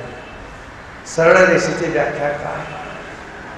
अशा ती गोष्टी इंडिया विद्यार्थ्यांना देखील सांगता येत नाही. बऱ्याच वेळा असं होतं. सरळ रेषेची व्याख्या आहे दोन बिंदूतलं कमीत कमी अंतर, minimum distance between two points. दोन बिंदूचं कमीत कमी अंतर ते सरळ रेषा. तुमच्यात आणि ईश्वरात कमीत कमी अंतर व्हावं असं तुम्हाला वाटत असेल, तुम्ही सरळ व्हा. तुम्ही सरळ झाला तर ईश्वर तुमच्यात कमीत कमी अंतर आलंच. साधू होणं सोपं आहे, कारण कपडे बदलायचे असतात. सरळ होणं कठीण आहे, कारण स्वतःला बदलायचं असतं. आणि तुम्ही स्वतःला बदलायचा प्रयास केला ते आपोआप सगळ्यांना क्षमा होत जाईल. मी तुला क्षमा केली, मग पुन्हा म्हणत दादा असं विचार स्वतःला खूप हे करा, पण त्याने माफी मध्ये सोडून दिलं. हा देखील विचार तुम्ही क्षमा केलेली नाही. क्षमा कशी असते? राखेवर तुपाची धार लागली तरी अग्नी प्रगट होणार नाही. माऊलीने दिले ज्ञानस्वरूप. राख झालेली आहे लाकडाची, पण आत विसव धगधगत असेल तर वरून राख पडलेले, पण खाली विसव धगधगतो आहे. जशी तुपाची धार लागेल त्यामुळे क्षमा ती की राखेवर तुपाची धार लागली तरी जागणार नाही. आणि त्याला एकच उपाय, आतून बदला, बाहेरून. एका गुरुचा अनुग्रह घेतल्यावर दुसऱ्या गुरुचा पोथीचे पारायण करावे का?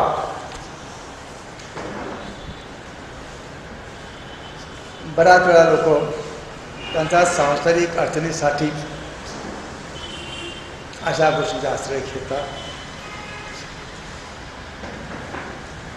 जिथं सांसारिक प्रश्नांचा संबंध येतो. आम्ही काही त्याला मना करू शकणार नाही की तू पारायण करू नकोस. आम्ही सांगितलं की नको करू पारायण, मग आमचा प्रश्न कोण सोडवणार? स्वामीजी तुम्ही सोडवणार आहात. झालं की पंचायत. आणि त्याला प्रश्नाचं उत्तर हवं. कधी अडचणी सापडल्या बाहेर निघायचं. आणि त्यांच्या गुरुची पोथी नाही आहे, दुसऱ्या गुरुची. आणि एक लक्षात ठेवा, शरीर गुरु नाही आणि गुरु शरीर नाही. एक स्तर असा असतो की त्या स्तरावर हे संत सगळे एक असतात. वासुदेव सरसकडे एक सज्जन आला, म्हणा मी साईबाबांच्या दर्शनाला जातो आहे शिर्डीला. वासुदेव सर ठीक आहे, जा हे घे, हे नारळ घे आणि साईबाबांना पोचून दे. कारण नारळ घेतला, निघाला, रस्त्याला भूक लागली, नारळ खाऊन घेतला. पोचला शिर्डीला. साईबाबांचा पहिला प्रश्न, माझं नारळ कुठं आहे? ते तिथं गरुडेश्वरला, हे शिर्डीला. कुठून काय आलं? की माझ्या बंधूंनी मला नारळ पाठवलं होतं. संतांचा चरित्रातून अशा अनेक घटना आढळतील, त्या आतून एक आहे. कोणी कोणाला दीक्षा द्यावी ही एक ईश्वरी आयोजन असतं. कोणी कोणाला दीक्षा द्यावी, पण ते सगळ्यांना कळत नाही म्हणून लोक दीक्षा देण्याच्या भानगडीत पडतात. रामकृष्ण परमहंसासारख्या महापुरुषाजवळ गोंधळकर महाराज जावे आणि त्याने सांगू की मी तुझा गुरु नाही, तुझा गुरु तिकडे जाय, तिथं शोध बराळ. रामकृष्णापर्यंत काय करायचं एवढं असं? परमहंस होते रामकृष्ण परमहंस. त्यांनी गोंधळकर महाराजांना दीक्षा दिली नाही, परत पाठवलं, तुझे गुरु तिथं आहे. इथं अशा अनेक घटना आहेत. अजून तसं होतं. त्यामुळे जो अधिकारी त्याला कळते की हा माझ्या शिष्याने याला मी दीक्षा देणार नसतो. ज्यांना फक्त शिष्यांची संख्याच वाढायची आहे त्यांना हा नियम माहितीच नसतो. ज्यांना कळतं त्यांना बघितलं करतं की हा माझ्या शिष्य नाही, मी याला दीक्षा देणार नाही, त्या भावात तिकडे जा. तेव्हा मी तुझ्या गुरुवाने एवढं सांगून मोकळं होते. आमच्या गुरु माझ्या मुंबईत 2 जण आले, 4 जण आले होते. दोघांना दीक्षा दिली, दोघांना मी तुमच्या गुरुने तुमच्याकडे तुम्ही शोधा, ते दोन्ही माझे, तुम्ही दुसऱ्या कोणाचे तुम्ही ते शोधा. त्यामुळे गुरु तुमच्या काही आर्थिक, सांसारिक, प्रापंचिक प्रश्नासाठी तुम्ही पोथी वाचायची असेल तर आम्ही काही त्याला नाही सांगणार की तुम्ही वाचू नका. ह्याला प्रश्न अध्यात्माचा, ती पोथी वाचून तुम्हाला अध्यात्माकडे वळायचं असेल तर सगळ्यात चांगला उपाय आहे तुम्ही तुमच्या गुरुचीच अनुमती घ्या, मी पोथी वाचू का ना. ते आम्ही सांगणं योग्य नाही. तर गुरुनाच विचार ना, तुम्हाला मी पोथी वाचू का, ते सांगतील तुम्हाला वाचत नका वाचू. ठीक आहे, पण आम्हाला 6:30 निघायचं, कारण क्षमा करा यावेळी आम्हाला वेळ नाही, कारण आम्हाला रात्रीच्या गाडीने लागली अहमदाबादला पोहोचायचं. एकाच वेळी सर्व चक्र कार्यरत होतात का? दोन्ही गोष्टी आहेत, हा आणि ना.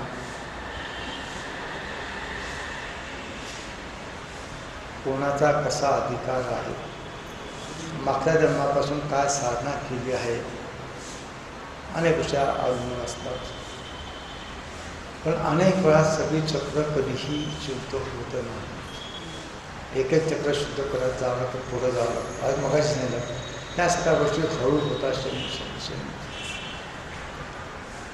तुम्ही घाई केली तर गुरुने तुम्हाला स्पष्ट शब्द सांगायचं, माफ करा, उल्लू बनवलं. ती योग्य आली की तसं चाललं. आम्हाला सिद्धन भेटली, स्वामींनी काल दीक्षा घेतली, सांग त्याला बाबा अमुक पंथाकडनं, अमुक महाराजाकडनं. तो पंथ आहे म्हणून ते गुरुही आम्हाला माहिती होते, त्यांच्या पद्धतीनं बोलणंच सांगलं. आम्हाला ते गुरु कोण होते, त्याला कोणाकडनं गुरु करायचं. मी त्याच्याकडे दीक्षा घेतली, ठीक आहे बाबा. मग त्याने सांगितलं मी तुला दीक्षा दिली, आजपासून तुला काम क्रोध नाहीसा झाला, काम क्रोध तुला निघून गेला. म्हटलं तुझा कामक्रोध म्हणजे अंगावरचा श्रेष्ठ होता की काढून खुंटीला टाकून गेला? काय उलगडून झालं ते? आज दीक्षा दिली म्हणजे तुझा कामक्रोध गेला. आणि त्यासाठी ऋषीने शेकडो वर्षे तपस्या केली आणि तू आज दीक्षा दिली, तुझं कामक्रोध नाहीसा झाला म्हणून सांगतायत. त्यांनी सांगितलं तू ऐकलं, तू आम्हाला सांगतो माझा कामक्रोध संपला. थोडं 2-4 प्रश्न विचारलं, थोडा दिवस लागलीच खळ. कुठे गेला तुझा क्रोध? थोडा दिवसला परत. अशा भ्रमात जगू नका. सगळे चक्र एकावेळी सहसा शुद्ध होत नाही. एकाच वेळी सगळे चक्र पार करून कुंडलिनीवरती उठणार पण नाही. होऊ शकतं. तेवढा अधिकारी पुरुष तेवढा अधिकारी शिष्य. इलेक्ट्रिसिटी बोर्डामध्ये हजारो किलोवॅटची एनर्जी आहे, पण तुमचे वायर 110-120 व्होल्टचं असेल आणि जर 440 व्होल्टचा करंट पास केला तर काय घर जळून जाईल. नुसतं वायरिंग जाईल, सगळं घर जळून जाईल. इलेक्ट्रिसिटी काय ते बघायचं नाही, तुमची वायर बघा ना किती व्होल्टची आहे. लक्षात आम्ही काय सांगतो, 440 व्होल्टची करंट जरी आहे 110 व्होल्ट म्हणून पास केलं तर काय होणार आहे? बस हाच नियम साधनेला देखील लागू पडतो. काल सांगितलं की जी धारा आहे ती स्वीकारणं झेरणं सोपं काम नाही. त्याला एक पात्रता लागते. म्हणून सगळे साधन आहे. शरीर शुद्ध करण्यासाठी, मन शुद्ध करण्यासाठी, बुद्धी शुद्ध करण्यासाठी, अंतःकरण चतुर्थ संपन्न होण्यासाठी. आता अंतःकरण चतुर्थ संपन्न म्हणजे काय? विवेक थोड्याने वाचा, नाही तर पुढच्या वेळी आपण बोलू. एखादे चक्र जागृत होत असेल तर हळूहळू होते का की अचानक होते? त्यावेळी नेमके काय घडते?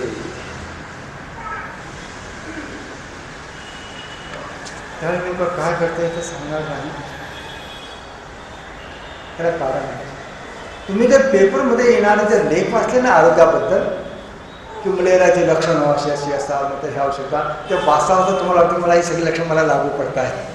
मेहरबानी करून पेपरमध्ये लेख वाचू नका आरोग्याविषयी. भ्रम होईल तुम्हाला. एखाद्या हे ती लक्षणं अनेक लक्षणं असतात ते सगळ्याच रोगामध्ये असतात. ॲसिडिटी वाढली, चक्कर आली, असं झालं, मग तुम्हाला हे असेल मुताजी औषधं घ्या. पेपरमध्ये लेख वाचून स्वतःवर औषधोपचार करू नका. अनेक ठिकाणी तुम्हाला असा भ्रम होईल की मला हे लागू पडतं. तर साधेच्या बाबतीत की मला हे लागू पडतं. आम्हाला एकाला विचारलं, स्वामीजी आत्मज्ञान झालं कसं करणार? जेवण झालं तर पोट भरलं तर दुसऱ्याला विचारणार. मी जेवलो माझे पोट भरलं की नाही दुसरा ठरवला. तुलाच कळेल की पोट भरले की नाही भरलं ते तुलाच कळणार आहे. ज्यावेळी जो अनुभव येतो तुम्हाला कळणारच आहे की चक्र जागृताला काय होतं नेमकं हे आम्ही आता सांगत बसलो तर उद्या सकाळी तुम्ही कथा त्याला तुम्हाला भ्रम लागले हो माझं चक्र जागृत असं असं होत आहे. भ्रमात पडू नका. हा मनाचे एक खेळ आहे. ते लागले सांगते हो मला असंच होत आहे. म्हणजे स्वामीजी मी तुमच्यासारखाच आहे. म्हणजे कसा मी करत काय लक्षात घेते मी पण संन्यासी आहे घ्या. अजून सुनेने काय स्वयंपाक करायचा हे म्हाताऱ्याला विचारलं लागतं तरी म्हणजे मी तुमच्यासारखीच आहे. बरं बोलतो आपल्याबद्दल मेहरबानी करा. खरं सांगू साधारण शांती निकटात कळत हे असं झालं ते असं झालं. हे का तुमच्या गुरुला विचारा. औषध नसेल गुरु सांगतील. औषध नसेल ते सांगणार पण नाही. कारण काही वेळा शब्दांनी फक्त भ्रम उत्पन्न होतो आणि आपण आपल्याच गोंधळात पडतो. उगाच वाटून इतका पुढे गेलो असं व्हायला लागलं. पुढे असं समजा एवढे पोचले सांगतो नांदो त्याचा हाताने तिथं दूध प्याला आणि तरी तो म्हणतो पतित पावन नाम स्वामी आलो तुझ्या आला तो सुद्धा पतित पावन म्हणतो आहे. संत तुलसीदास सगळा संत मोह सम पूर्ण कुठीला खलक आम्ही म्हणतो आहे आणि आम्ही तर मोताची तो समोर टाकतो. भ्रमात राहणं कृपया. चक्र जागृत झालं काय होतं एक एक चक्र जागृत झालं आतून काय होतं सांगत बसत नाही. तुमचा आकार विचारात फरक पडायला लागेल. तुला समजा तुम्हाला एकदा आता लाल रंगाचा भडक कपडा आवडत असेल एखाद्या मुलाला तो आतून बदलायला सुरुवात झाली की त्याला तो कपडा नकोसा वाटतो. आज कर्कश संगीत डीजेवर चाललेलं नाच गाणं त्याला आवडत असेल थोडं आतून बदलायला सुरुवात झाली तर ते नकोसं वाटायला लागेल. आता हिरवी मिरची कच्ची आम्ही खाली आहे आम्ही लहानपणी अगदी कच्ची खाऊन घ्यायची हिरवी मिरची आता नको वाटते. पुढे खूप कांदा खाल्लेला आहे त्या कांद्याला पाच देखील नकोसा वाटतो. तुम्ही आतून बदलत गेला तर तुमच्या खाण्यापिण्याच्या सवयीपासून तुमच्या कपड्यांच्या सवयीपासून इतरांशी तुमच्या व्यवहारापासून सतत बदलत आहे. आणि तुम्ही आतून बदलत गेला तर दुसऱ्यांशी बोलताना देखील मग तो तुमचा नोकर असो किंवा सहकारी असो की साहेब असो इतरांशी वागण्यामध्ये देखील आपला बदल व्हायला लागतो.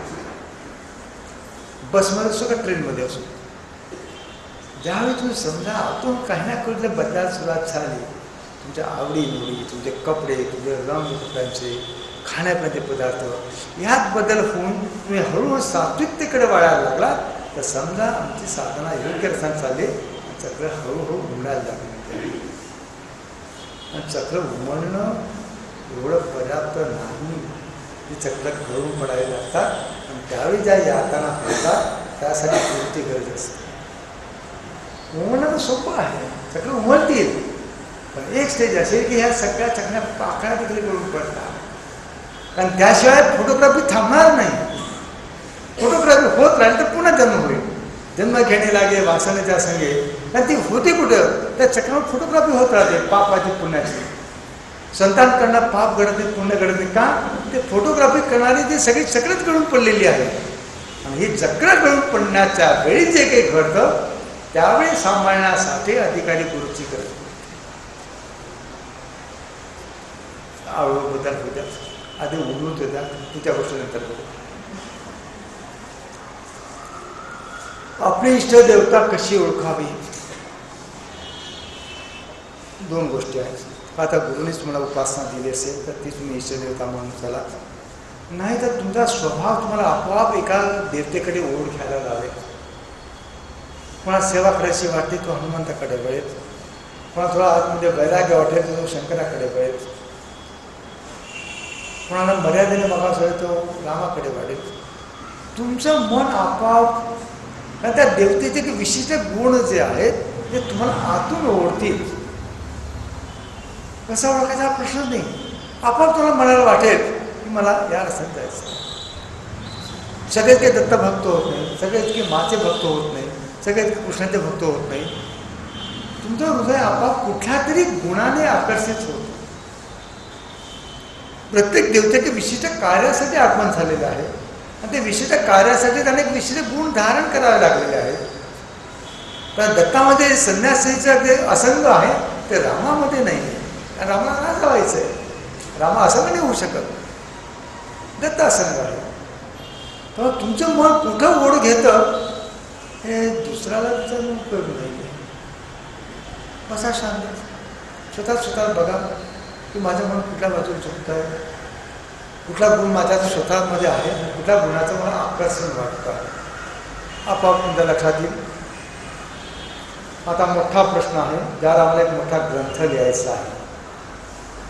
आता या प्रश्नाचं उत्तर आम्ही इथं कसं द्यावं हे आम्हाला कळत नाही. ब्रह्मग्रंथ म्हणजे काय, रुद्रग्रंथी म्हणजे काय सांगा मला. ब्रह्मग्रंथी, विष्णुग्रंथी, रुद्रग्रंथी म्हणजे काय, आणि चंडी पाठामध्ये जी 3 चरित्र आहेत ना, मला एक मराठीत म्हण माहिती, 3, 13, 9, 18. एखाद्या खूप नुकसान झालं धन्यामध्ये संसारामध्ये काय म्हणतात त्याचे 3 तेरा वाजले म्हणतात ना, 3 तेरा झाले त्याचे. आणखी काय म्हणतात दुसरा 9, 18. मग 3 तेरा झाल्यामुळे सगळा नाश पावला नाही. 3 तेराचा अर्थ आहे मग चंडी पाठामध्ये 3 चरित्र आहेत आणि 13 अध्याय आहेत. ज्याला चंडी पाठाचं रहस्य कळालं त्याचा संसार सुटला. प्रथम चरित्र, मध्यम चरित्र, उत्तर चरित्र 3 चरित्र आहे आणि अध्याय किती आहे 13 अध्याय. गीतेमध्ये 9 विषय आहे आणि 18 अध्याय आहे. कर्मयोगे, ज्ञानयोगे, भक्तियोग आहे, सांख्ययोग आहे, दैव असुर संपत्तीचा चर्चा आहे. गीतेमध्ये एकूण 9 विषयाची चर्चा कृष्णाने केलेली आहे आणि गीतेचे अध्याय 18 आहे. तर 3, 13, 9, 18 मध्ये ज्याला गीता कळाली आणि ज्याला चंडीपाठ कळाला त्याचा संसार सुटला. हे सगळं गेलं. हे 3, 13 होणं आर्थिक नुकसान आहे, 3, 13 नाही आहे. आणि हे चंडीपाठामध्ये ही जी 3 चरित्र आहेत, प्रथम चरित्र, मध्यम चरित्र, उत्तर चरित्र, त्यामध्ये ब्रह्मा विष्णू ऋषी, रुद्र ऋषी दिलेले आहे. ह्याच्या 3 ग्रंथी आहेत आणि या 3 ग्रंथी कशा तोडायच्या याचं रहस्य पण चंडीपाठातच दिलेलं आहे. भगवतीची कृपा झाली, तिची मर्जी झाली, यावर लेखन सुरू केलेलं आहे. 2 वर्ष वाट पाहावी लागेल. तिची मर्जी लिहून घेतलं तर आम्ही ते सांगू शकत नाही, लिहू शकत नाही. लिहिलं गेला तर पुस्तक रूपाने तुमच्या हातात येईल. त्यावेळेस सगळं काही दुसरं ब्रह्मग्रंथी जाणून उपयोग नाही. ती तोडायची कशी ती काय अशी दिसत नाही की घेतली काढून लावली त्याची नाही. सगळ्या गोष्टी समजून घ्यायला लागतील. तुम्हाला असे प्रश्न विचारले का विचारायला कळत नाही की जो एक 500-600 पानाचा ग्रंथ होईल आणि अपेक्षा आहे की आम्ही तसा तन्मात्रा म्हणजे काय मी तुम्हाला सांगतो, पुन्हा एकदा सांगतो. ज्यांना ही जिज्ञासा आहे त्याने पण प्रश्न विचारला असेल, वेग चूडामणीचा अभ्यास करा. वेग चूडामणी काही लोकांचं पुस्तक पण ग्रंथ पण आहे. विवेक चूडा म्हणून आदी शंकराचार्यांचा ग्रंथ आहे आणि त्यावर काही लोकांनी टीका पण लिहिली आहे. व्यक्तींना टीका पण आहे. आणि आम्हाला आताच कळते काल का परवा श्रीधर देशमुख येऊन गेले. त्याने आता विवेक चूडांवर प्रोत्साहन केलं असं आम्हाला कालच कोणतरी सांगितलं. काही त्याची टीका असेल तर माहिती पण आहे. विवेक चूडांवर टीका पण आहे. त्याचा अभ्यास केला म्हणजे तन्मात्रा म्हणजे काय आणि नाही जास्त उत्सुकता असल्याने समजून घेण्याची क्षमता असेल तर विद्यारण्य स्वामीचा पंचदशी म्हणून ग्रंथ आहे. आम्ही वाचताना काळजी सांगतो. समजून घ्यायची तुमची क्षमता असेल तर प्रयत्न करा. अतिशय अवघड ग्रंथ आहे. तर त्यामुळे या सगळ्या विषयांची चर्चा आहे. हे शरीर कसं बनलं, पंचमहाभूत, पंचतन्मात्रा, कुठल्या याचा कोणता भाग, कोणता भाग, मला ह्याच गोष्टी जाणून घ्यायचा तर तो ग्रंथ वाचा. विद्यारण्य स्वामीचा पंचदशी ग्रंथ आहे.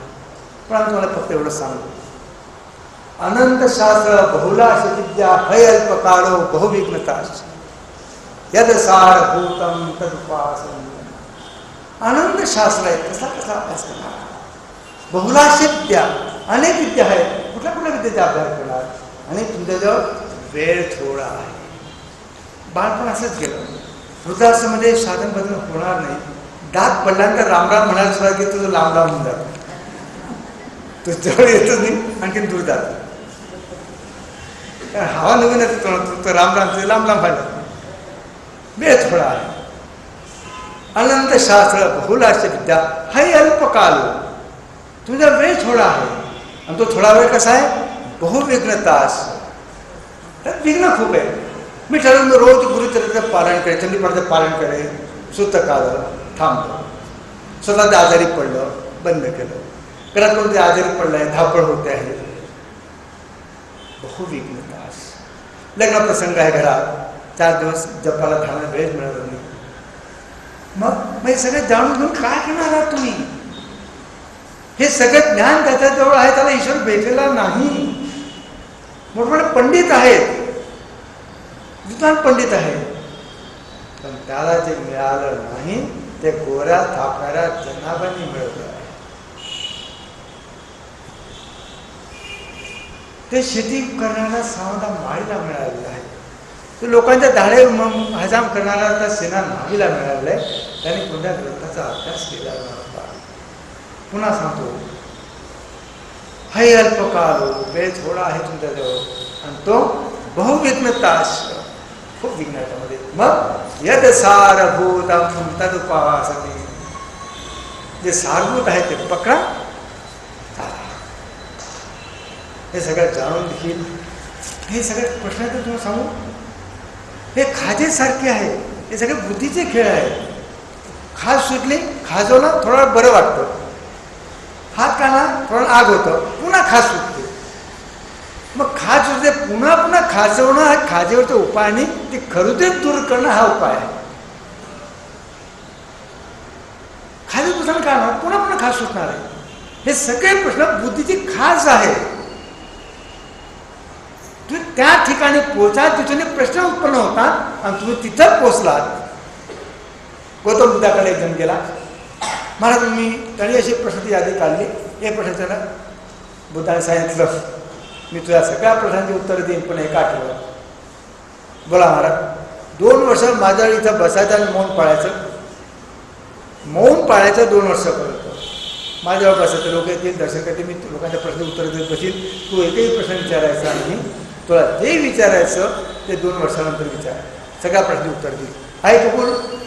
आता चायना स्वीकारलं. क्षत्रिय मी क्षत्रिय, मी वचन त्याचं पाळणार. ठीक आहे पैस. आतापासून मग तू बसला. समोर एक झाडाखाली एक जण बसला, तो खूप खटखटात हसला. त्यामुळे विचार काय झालं, तू माझ्यासारखं तूही फसला. म्हणजे का मी असे प्रश्न घेऊन राहते, मला हेच सांगितलं बुद्धाने. मग 2 वर्षानं माझ्या मनात तुला प्रश्नच बोलला नाही, विचारू काय. मी अशी यादी घेऊन आलो. मी 2 वर्ष त्यांच्याजवळ बसलं, मौन पाळलं आणि 2 वर्षातून हळूहळू अजून सगळ्या प्रश्न उत्तर काढायला बदलत गेलो. आता माझ्या मनात एक एक प्रश्न येते, तुझं तेच हलवणार आहे. विचार ते आताच विचारून घे. 2 वर्षांनी विचारायला तू शक्य आहे. त्या ठिकाणी जा जिथून हे सगळे प्रश्न उत्पन्न होत आहे आणि तिथं पोचल्यानंतर प्रश्नच राहणार. ही बुद्धीची खास आहे. आम्ही उत्तर दिलं, समाधान झालं, ठीक. पुन्हा असमाधान होईल, पुन्हा दुसऱ्याला विचारणार, तिसऱ्याला विचारणार. कशाला वेळ घालवत आहे. ठीक आहे, तरी तुमची इच्छा. सद्गुरू कसे ओळखावे, त्यांच्या शरणी कसे जावे. म्हणजे सद्गुरू आपल्याकडे येतात की आपण त्याचा शोध घ्यावा लागतो. दोन्ही आहे. तुम्ही शोधा, तुमच्याकडे येतील. काल यावर चर्चा केलेली, पुन्हा त्याला वेळ घालवत नाही. आपल्याला अनुकूल मंत्र कसा ओळखावा गुरु मिळेपर्यंत. सगळे फक्त शक्ती उपासनेचे, मासे उपासनेचे काही तांत्रिक मंत्र ते खूप उष्ण असतात, ते सोडले. बाकीचे अधिकतर मंत्र बीज मंत्र सोडून सगळे मंत्र सौम्य आहेत. कुठलाही मंत्राचा तुम्ही जप करू शकता. ज्यामध्ये बीज मंत्र आहे तेवढे मंत्र मात्र गुरु कृपेशिवाय करू नका. बाकीचे मंत्र आहेत हरे राम हरे कृष्ण, सौम्य भगवते सौम्य शिवाय, खूप मंत्र आहेत. सगळे सौम्य आहेत. ओम गणपती नामा सौम्य मंत्र आहेत. तुमच्या अनुकूल कुठलाही मंत्र निवडा, तुमच्या इष्टदेवतेचा अनुरूप मंत्र निवडा. एवढीच काळजी घ्या की त्या शक्यतो बीज मंत्र असू नये. बाकीचे सगळे मंत्र आता तुम्हाला अनुकूल येतील.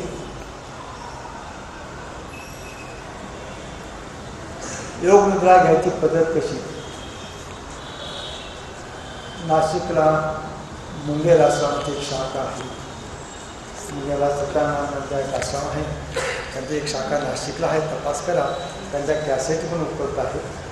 कारण भूमिका कशी लावायची कसं काय ते सगळं शिकवलं जातं. तो आमचा विषय नाही, वेळ नाही आहे, सांगत बसायलाही वेळ नाही आहे. 16वा विषय प्राणायाम, कपालभाती, भस्त्रिका हे साधण्याशी कितपत उपयोग आहेत.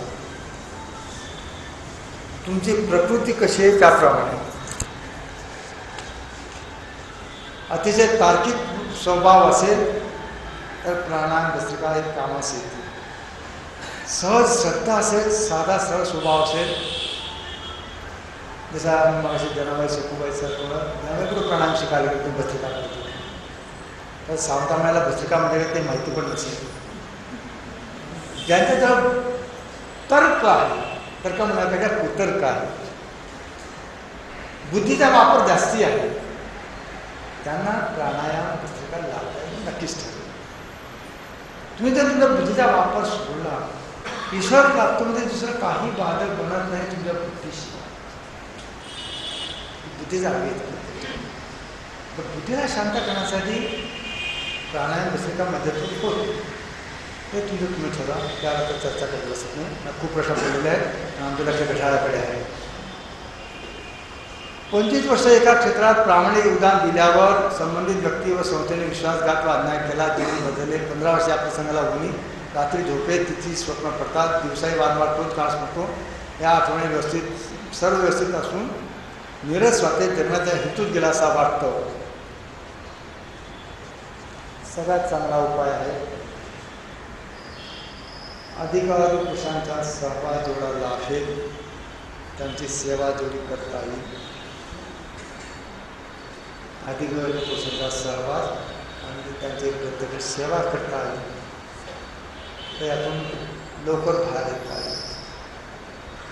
ते शक्य होत असेल तर आम्ही नेहमी आग्रह करतो, ज्ञानेश्वरची पारायण करा. ज्ञानेश्वर वाचून झाल्यानंतर शांतीने दोन्ही हरिपाठ म्हणा, ज्ञानेश्वरांचा नितार्थ मनपूर्वक म्हणा. आणि मग अधूनमधून केव्हा तरी इच्छा झाली, रोज नाही, कारण रोज म्हटलं तर त्या गमावून बसा, त्याच्या अर्थ तर तुम्ही गमावून बसा.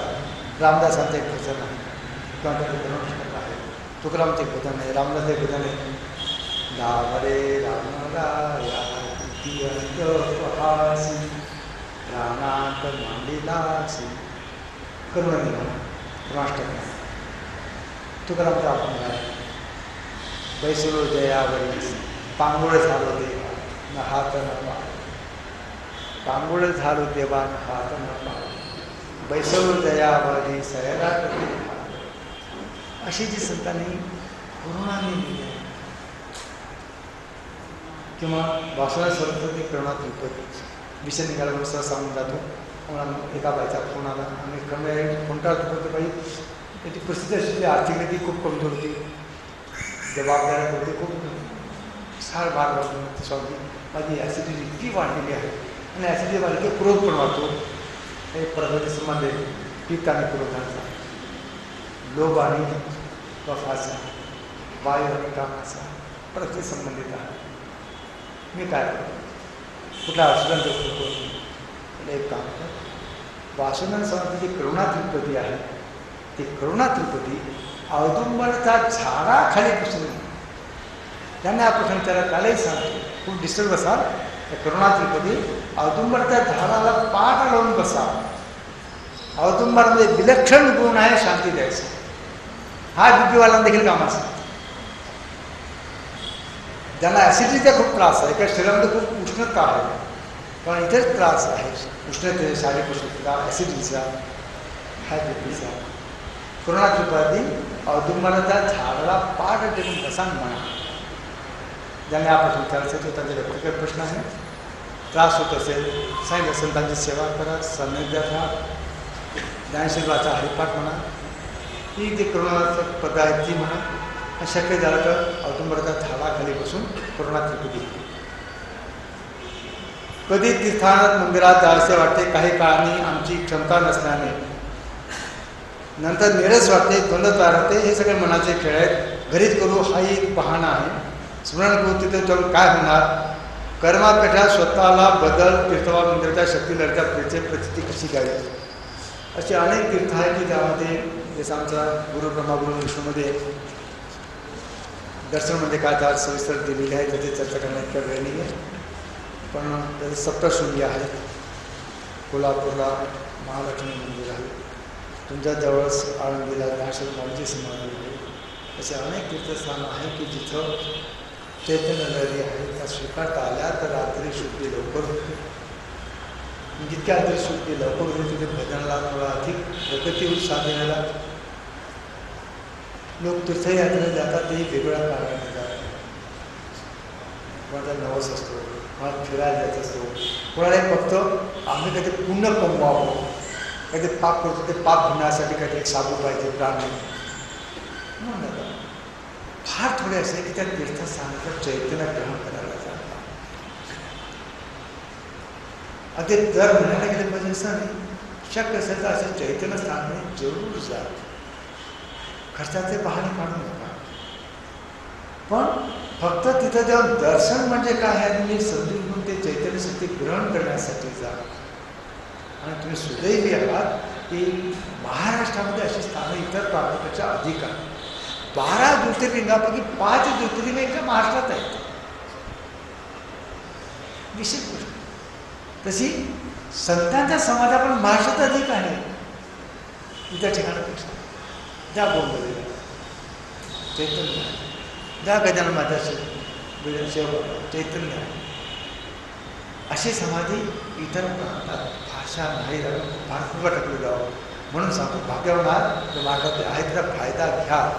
पण तिथं तीर्थयात्रा जाण्यासाठी म्हणून जा. बाकी या गोष्टी डोक्यात घ्यायची गरज नाही. म्हणजे वेगळ्या उदाहरण सांगतो. महात्मा गांधी आणि विनोबा भावे गेले होते जगन्नाथपुरीला.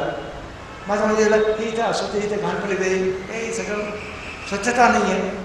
विनोबा भावे म्हणाले महात्मा गांधींना, गांधीजी तुम्ही जर दर्शनाला आलात की सैनिक इन्स्पेक्टर म्हणून आलात.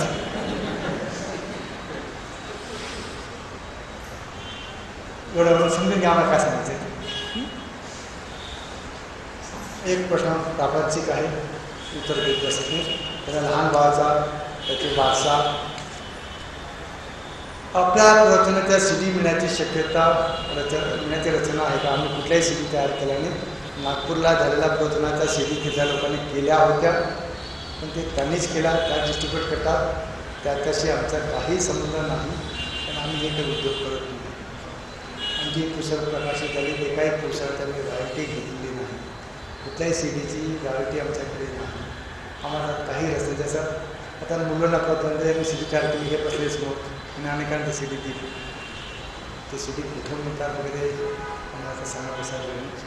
पुणे जिल्हा त्या कार्यक्रमाने प्रसाद कार्यालयाचा संपर्क ठेवला तर त्यांना बहुधा आमचा कार्यक्रम माहिती असतो. आणि केव्हा इकडे आलो त्यांना कल्पना असे का मी इथं आलेलो आहोत. अध्यात्माची आवड आहे, रक्तपूर्ण मनातून काम असा इतरांना मेहनत एखादी त्रास देतात सरतात, पण शरीरापेक्षा मन अधिक अवघड काही नाही.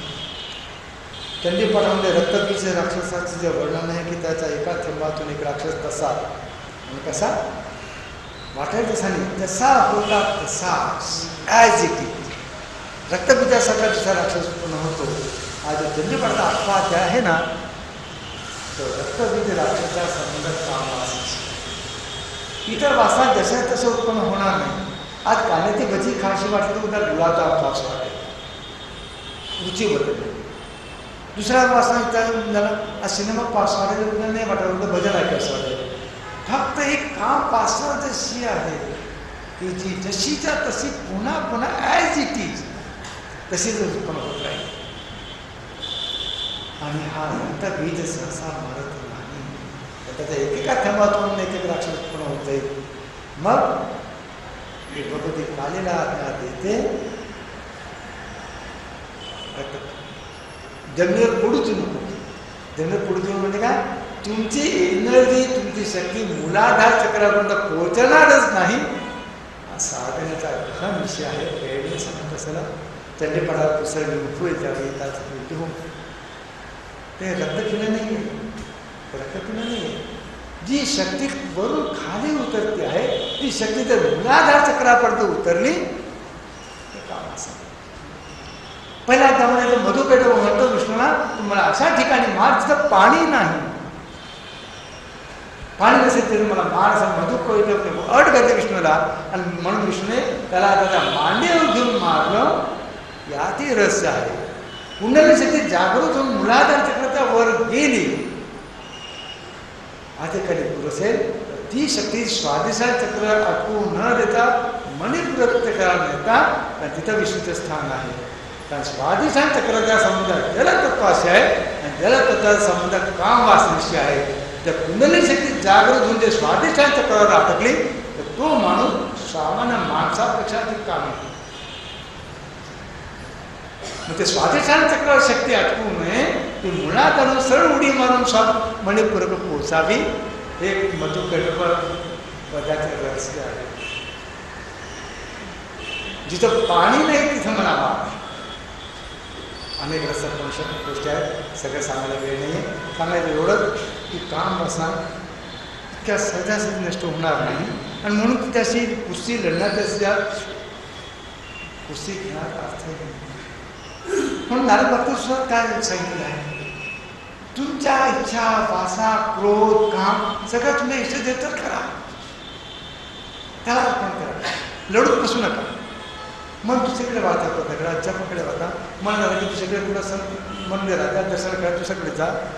मनाला धिक्काराची लढण्यामध्ये शक्ती खर्च करू नका. आणि ती पुन्हा पुन्हा रक्तबीज राक्षस एक एक थेंबातून एक एक राक्षस पुन्हा होईल. ते रक्त पुन्हा तुमच्या शक्तीला बाहेर सरका. त्याच्या प्रकृतीची कृपा असते. तिला प्रसन्न करायला हवं. आणि त्यासाठी गुरु असतो. ते खाली उतरणारी चेतना जोपर्यंत हे साधत नाही तोपर्यंत स्वतःला धिक्काराची गरज नाही. मराठा पळा. मराठा एवढीच पळा. कारण भगवान कृष्ण स्वतः म्हणतोय विभूती युगामध्ये काम माझ्या स्वरूप सांगतो आहे. कामोस्मी भर्तर्षभा. काम मी आहे. फक्त काय आहे धर्माविरुद्ध धर्माच्या मर्यादेमध्ये. ग्रसाश्रम त्यासाठी आहे की ग्रसाश्रमामध्ये तुमची काम वासना शांत व्हावी आणि ती कशी धर्माच्या मर्यादेत राहावी. मग हाच ग्रसाश्रम तुम्हाला मुक्तीकडे घेऊन जाईल. लढत बसू नका. स्वतःचा धिक्कार करू नका. किंवा कामासाठी ती स्वाभाविक आहे. येत राहणार. कालिदासाला प्रश्न विचारला विक्रमादित्याने की कामाचा कधी नष्ट होते. कालिदासाने सांगितले मी ते उद्या उत्तर. दुसऱ्या दिवशी कालिदासाने एक अगदी वृद्ध म्हातारा आणि वृद्ध स्त्री आणि तुमचा प्रश्न यांना विचारला. विक्रमादित्य विचारता वृद्धाला की माणसाचे काम असा कधी नष्ट होते. त्याने त्याच्या पिशवीतून एक झोळीभर मिठूभर धान्य काढलं खाली ठेवलं.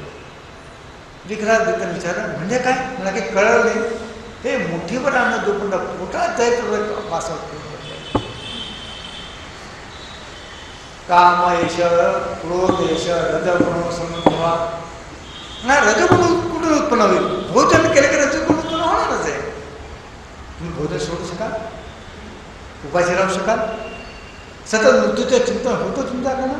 तर दिनकरासारखं ते दिसते सुरू टाकलेले नाही. मग जोपर्यंत तुम्ही भोजन करत आहात तोपर्यंत रजोगुण उत्पन्न होत राहील. आणि हा रजोगुण जोपर्यंत गुरुच्या सेवेत किंवा समाजाच्या सेवेत किंवा देश सेवेत किंवा धर्माच्या सेवेत हा रजोगुण जर खर्च झाला नाही तर तो शेवटी काम असेच रूपांतर करणार. कामेश पोरोदयेश रजोगुण समभावा. म्हणून त्याने मुठीवर धान्य ठेवलेलं आहे. ते मुठीवर अन्न जरी पोटात गेलं तो कितीही वृद्ध असो शारीरिकरित्या कदाचित तो काम असा भोगायला असमर्थ असेल पण मनात तर येणार. मुठीवर अन्न पोटात द्यायचा विषय. विक्रमादित्य स्त्रीला विचारला माता तू काय म्हणतोस. तिने छोटी मुठीवर राख काढली ठेवली. याचा अर्थ काय. जितेवर राख होईपर्यंत जाणार.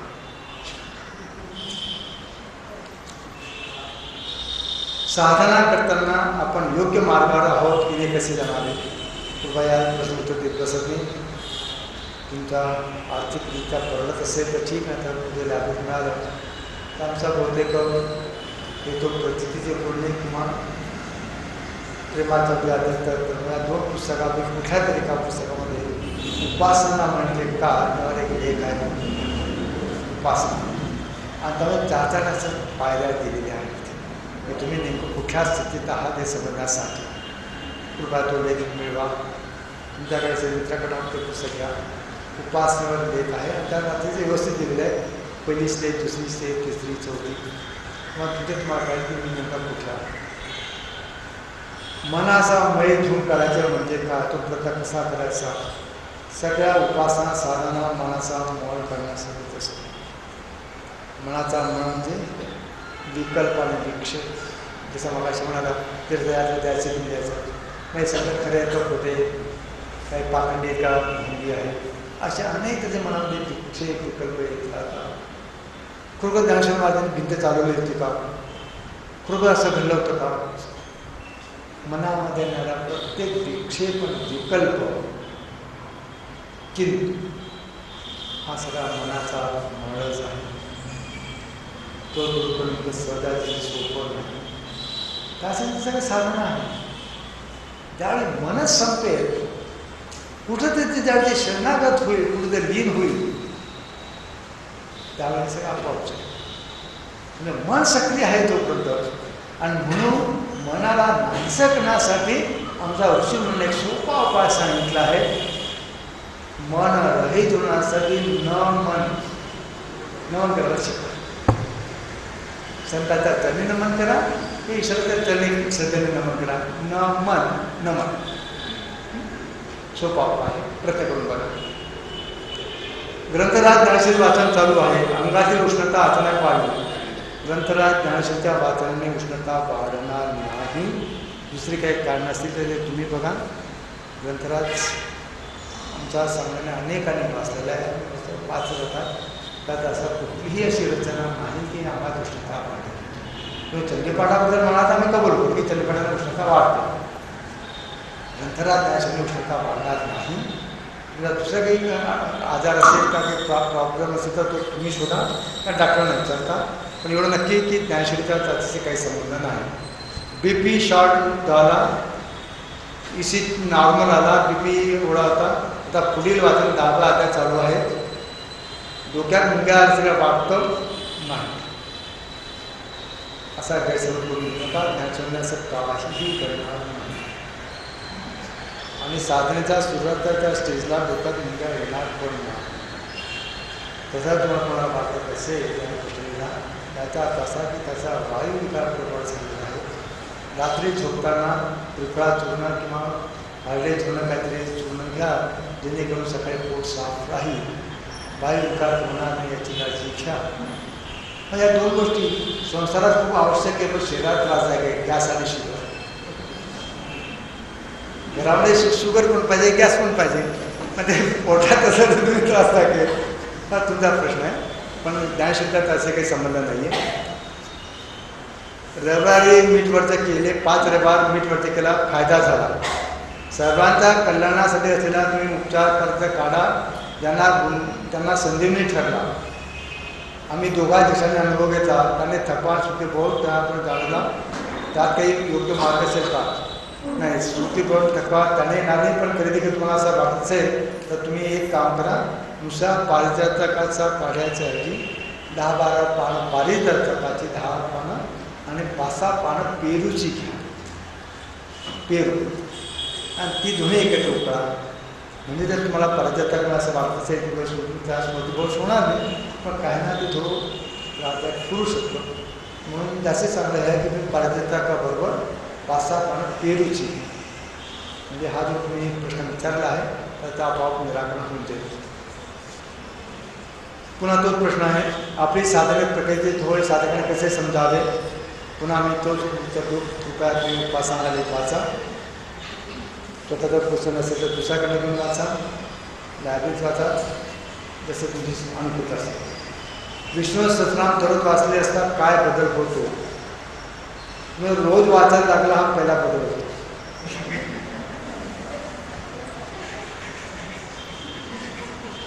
पहिलाच बदल रोज वाचायला लागला हळूहळू विष्णू सहस्रनाम देव लक्षण फायदा होतो. कारण विष्णू सहस्र अनेक नाव आहेत आणि त्यामध्ये जे थोडं करून शंकराचं पण नाव आहे, पण तिची एक विशिष्ट रचना आहे मंत्रशास्त्राची. म्हणजे विष्णू इष्ट देवता असेल तर जरूर वाचा. काय बदल होतो तुम्ही लोक काय करता तुम्हाला सांगू का? एक 25 माणसं कडकून भूक लागली, पण हॉटेलमध्ये जाऊन खायची जीवार यायचे, कंजूस ना, पैसे खर्च करायची हिंमत होईना. पण इतकी भूक लागली, नाईलाज झाला, गेला हॉटेलमध्ये. तर बटाटे वडा आवडत होता, बटाटा वडा मागवला, एक खाल्ला, भूक भागली नाही, दुसरा खाल्ला, तिसरा, चौथा, भूक कडकडून लागलेली, शेवटी 8वा बटाटा वडा पोटात गेला. तेव्हा वाटते पोट भरलं, बरं वाचा हात मराठा लागला. तर माझा जरा काय झालं, मला काय माहिती की या बटाट्याने पोट भरणार नाही, तर हा आधी खाल्ला असता.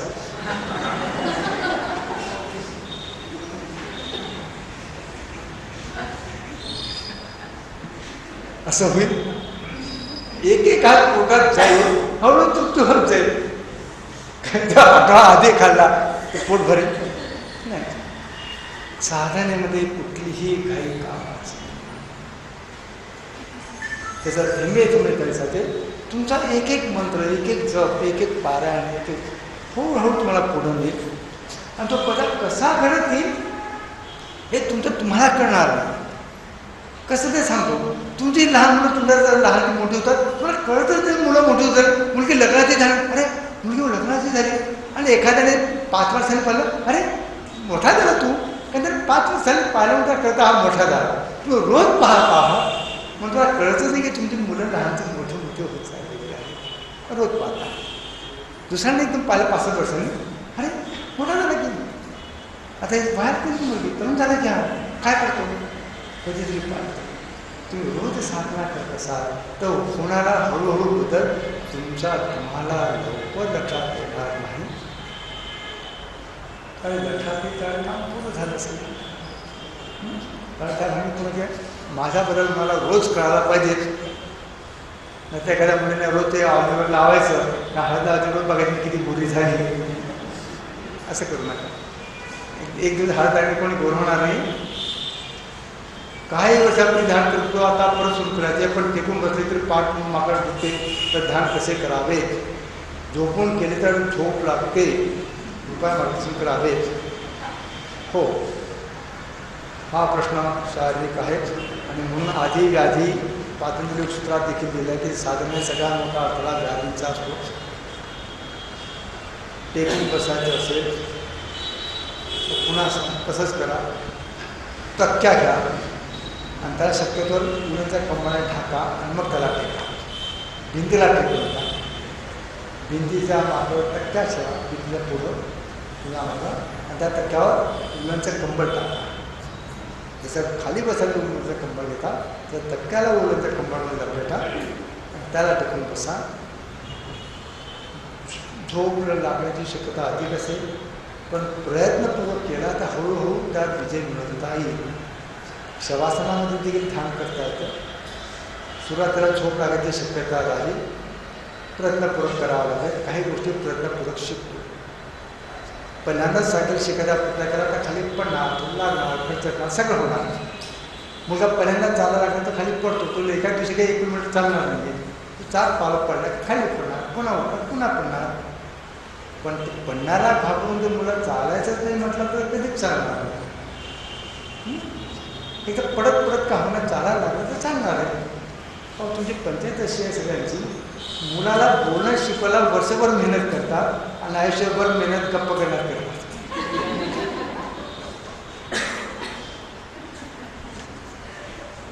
ओम नमः शिवाय असा जप करण्यापेक्षा नुसतं नमः शिवाय जप केलं तर चालेल काय? त्यात तुम्हाला का फरक करावा असं वाटतो माहिती नाही. दोन्ही गोष्टी चालू शकतात. प्रश्नांचा उद्देश कळत नाही. ओम नमः शिवाय का करावा हा प्रश्न विचारण्यामध्ये काय हेतू आहे हे लक्षात येत नाही. त्या उत्तर देणं योग्य होणार नाही.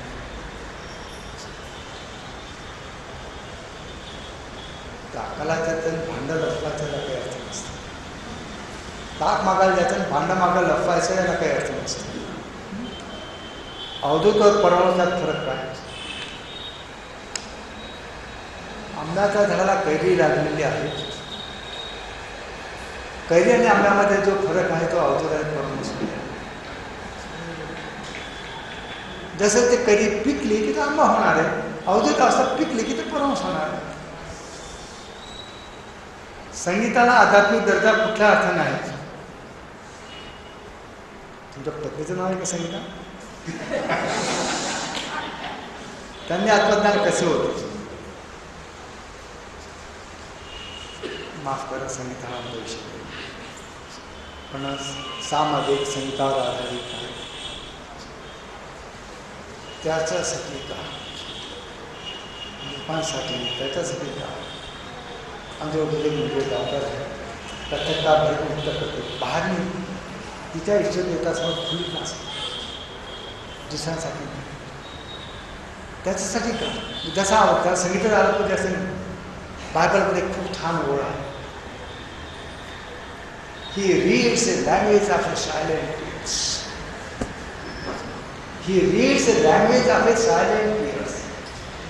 एकांतात ढाळलेल्या असूनची भाषा त्याला कळते.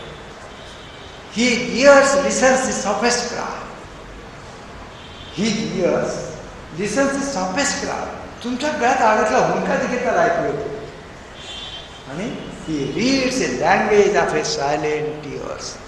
एकांतात त्याच्यासमोर बसून ढाळले असून ती भाषा त्याला कळते. जाहीर संगीताच्या कार्यक्रमाने जर आत्मज्ञान झालं असतं तर भारतामध्ये संगीत गायकाचा तोटा नाही खूप झालेला आहे. कोणाला आत्मज्ञान झालं आणि लोक कानावर हात ठेवतील असा आवाज असला तर तो देव त्याला मना करणार नाही. एक मिसरी पात्र होता, तो संध्याकाळी प्रार्थनेला बसायचा.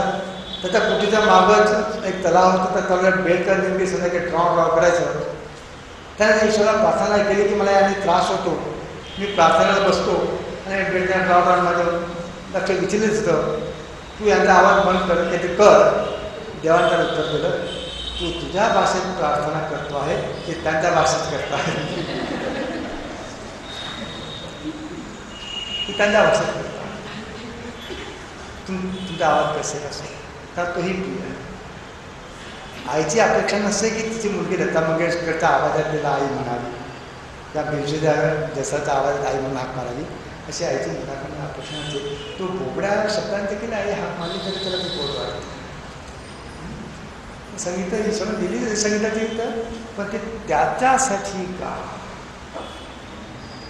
अपराने काचाला विचार, तुझ्यापेक्षा तुझा गुरु अधिक चांगला गातो. कारण आहे मी तुमच्यासाठी गातो, माझे गुरु त्याच्यासाठी. हा फरक आहे आमच्या दोघांमध्ये. त्याच्यासाठी का संगीत देखील तुम्हाला मदत होईल यात काही शंकाच नाही.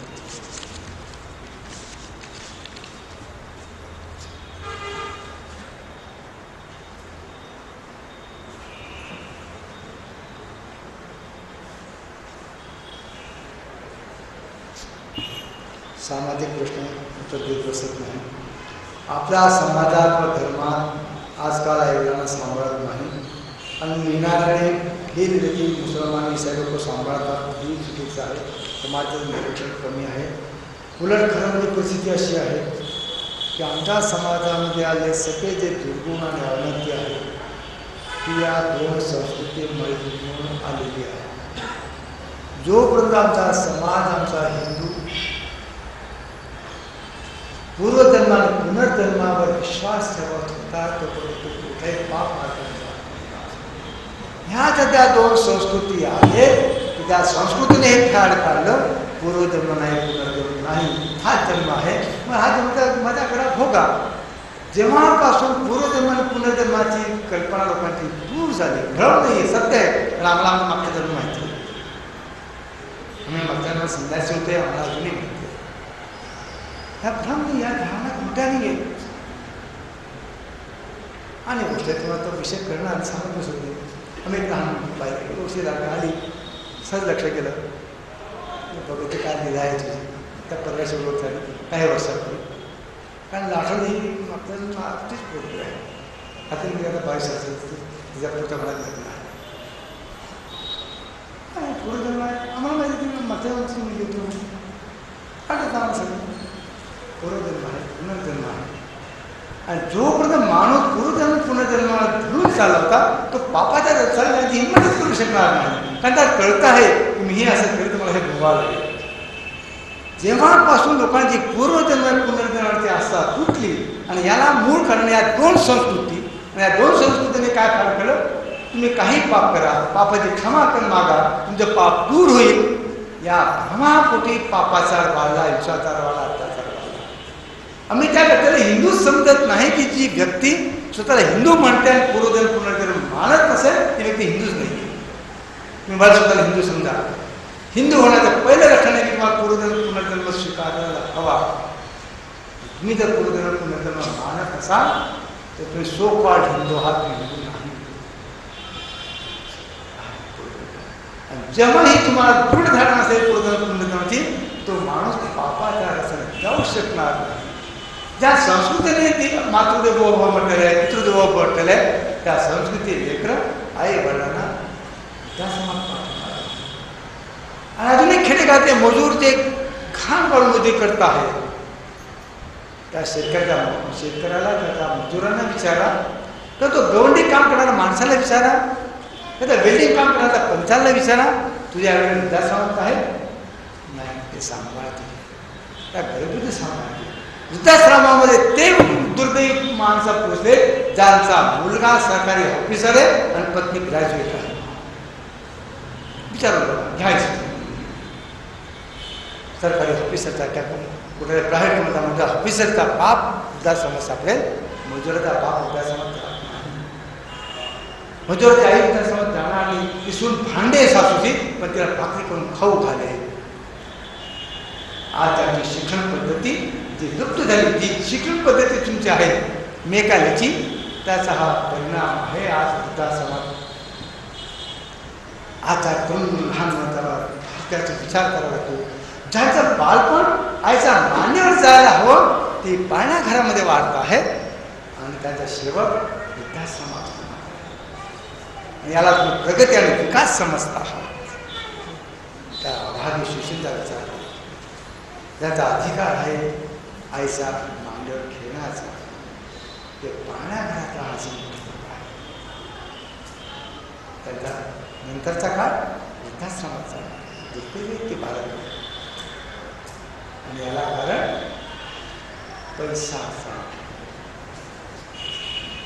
नवीन जीवनशैली, भौतिक सगळे साधनांच्या घरात असावी.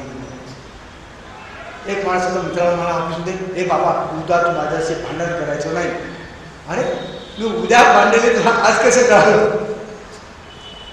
तू आज मला सांगतो उद्या माझ्याशी भांडण नको, तुला असं का वाटलं? असं काय, काल माझ्या बायकोने नवी साडी आणली आणि ती साडी नेसून ती आज तुझ्या घरी जाणार.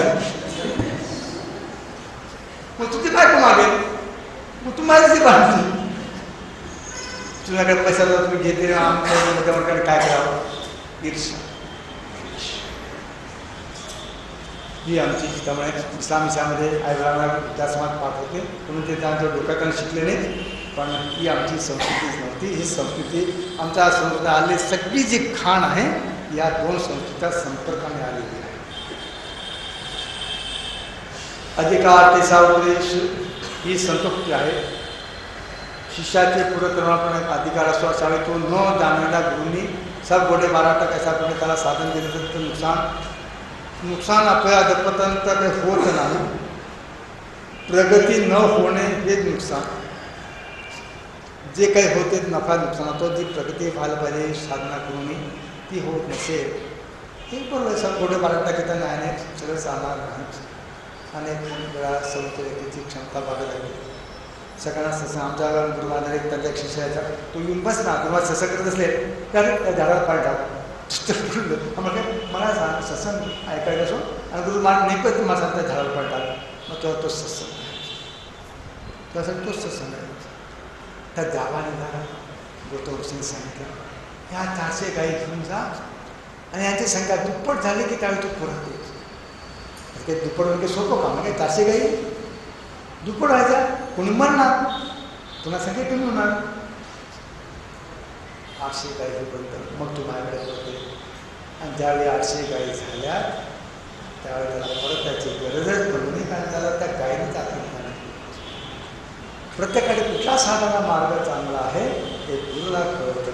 म्हणून आता तुला कळत नाही बाबा, तुला का सांगते की पाणी नाही, तुला काय करते सत्संग ऐकून तुला जो फायदा होणार आहे तोच फायदा जर झाडाला पाणी घालून होणार आहे गुरुच्या आज्ञेने तर ते तू कर, कारण तुझी गुरुच्या आज्ञा असं पुढे बाळा टाकीचं नाही. बरोबर लिहिलं आहे की सगळ्यांना एकच रस्ता कामाचा नाही, पण अलीकडे जे चाललेलं आहे त्या सगळं हे चाललं आहे. म्हणून आम्ही म्हटलो का की एखादी हजारो शिष्य केले जायचे तर काय होणार आहे, पण त्याने शिष्याचं अधपतन होणार नाही. कारण भगवान कृष्णाचं वचन आहे, स्वल्पमस्य धर्मस्य त्रायते महतो भया. भगवान कृष्णाचं वचन आहे, नाही आता दुर्गती कशी करायची, दुर्गतीला जाणार नाही. फक्त काही जी प्रगती याच जन्मात व्हायला पाहिजे ती होणार नाही. पण हे गुरु करण्याचा आधीचा करायला हवा.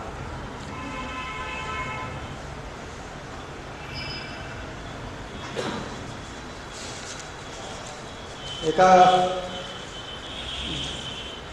मुक्या माणसाला म्हणजे गुंग्या माणसाला, गुंगा किंवा मुका म्हणतात ना मराठीत, त्याला जर विचारलं गुळ कसा असतो त्याने काय उत्तर द्यावं, तुम्ही काय ऐकावं. मुक्याला जर विचारलं, गुंग्या माणसाला विचारलं की गुळ कसा असतो त्याचं उत्तर त्याने काय द्यावं, आणि त्याने दिलं उत्तर तुम्हाला काय सांगावं. हा प्रश्न कसा आलेला आहे, स्वामीजी तुम्हाला आत्मा साक्षात्कार झाला आहे का.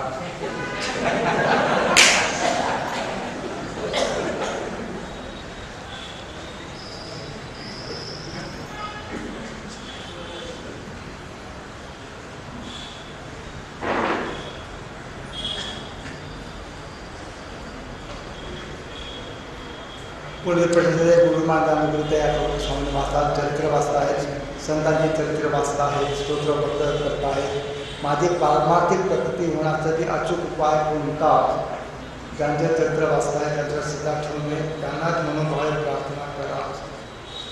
माझा प्रकृतीचा रस्ता आमच्यासारखा प्रयत्न व्यक्तीने सांगणं अनाधिकारी चेष्टा, अधिकार क्षेत्राला बाहेरचा विषय, कारण हे पूर्ण शिष्याला सांगायचं असतं. का तुम्ही ज्या संतांचं उपासना करता की अक्कलकोट स्वामी, असं समजा की अक्कलकोट स्वामी शरीर सोडलेलं आहे, अजून स्वामीला काय ते मदत करत नाही.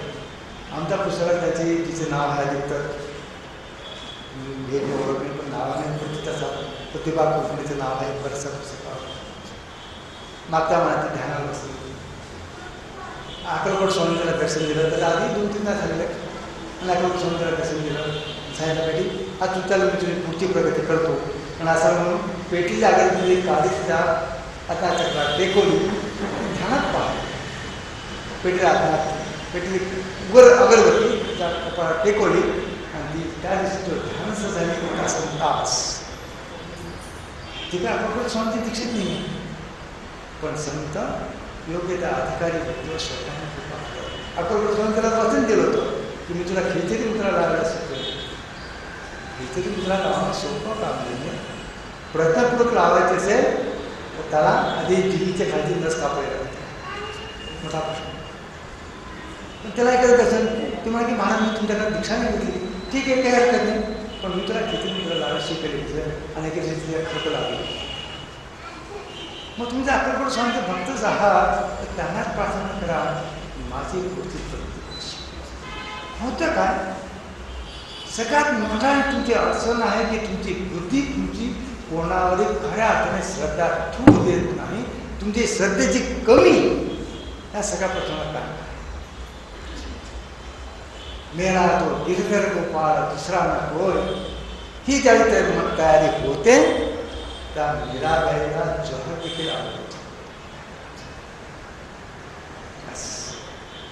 तुमची श्रद्धेची कमी हा मोठा प्रश्न आहे. त्यामुळे बाकीच्या प्रश्न तुम्ही अक्कलकोट स्वामींना विचारा, ते तुम्हाला सांगतील त्याचे उत्तर.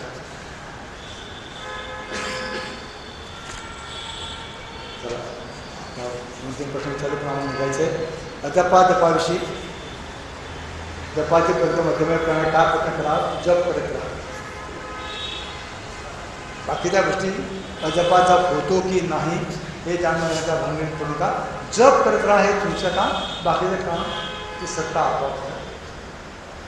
त्यामुळे तुम्हाला काही करावं लागेल. मध्यमातून अर्धपात जाण्यासाठी तुम्हाला काही करायचं नाही. तुमचं काम आहे मध्यमामध्ये जास्तीत जास्त जप कसा करता येईल तेवढंच करा. बाकीचा प्रश्न त्याच्यावर सोडून द्या. ज्यांना गुरुप्राप्ती झाली त्यांनी कशा प्रकारे साधना करावी. खरं सांगायचं तुम्ही जे काही करतात ती साधनाच असते. फक्त तुम्ही समजून घेण्यासाठी का सांगितलं तर तुमची दृष्टी बदलायला हवी. गुरुप्राप्ती झाली नाही त्याने सगळ्यात आधी मानस पूजा करायला सुरुवात करा. आपल्या इष्टदेवतेची इष्टदेवतेची मानस पूजा करता करता आंतरिक शुद्धी जशी वाढेल तशी तशी साधनेमध्ये प्रगती होत जाईल. मानस पूजा करा. आहार विहारावर थोडं नियंत्रण ठेवायला शिका. सद्ग्रंथांचं वाचन करा. अधिकारी संतांचं जाण्यास निघायचं. अधिकारी संतांचा दर्शन करायचा प्रयत्न करा. जिथं जिथं चैतन्य शक्ती आहे अशा स्थानावर जा. त्या चैतन्याचा लाभ घ्या. हळूहळू प्रगती होईल. एक दिवस आपोआप असा दिसेल.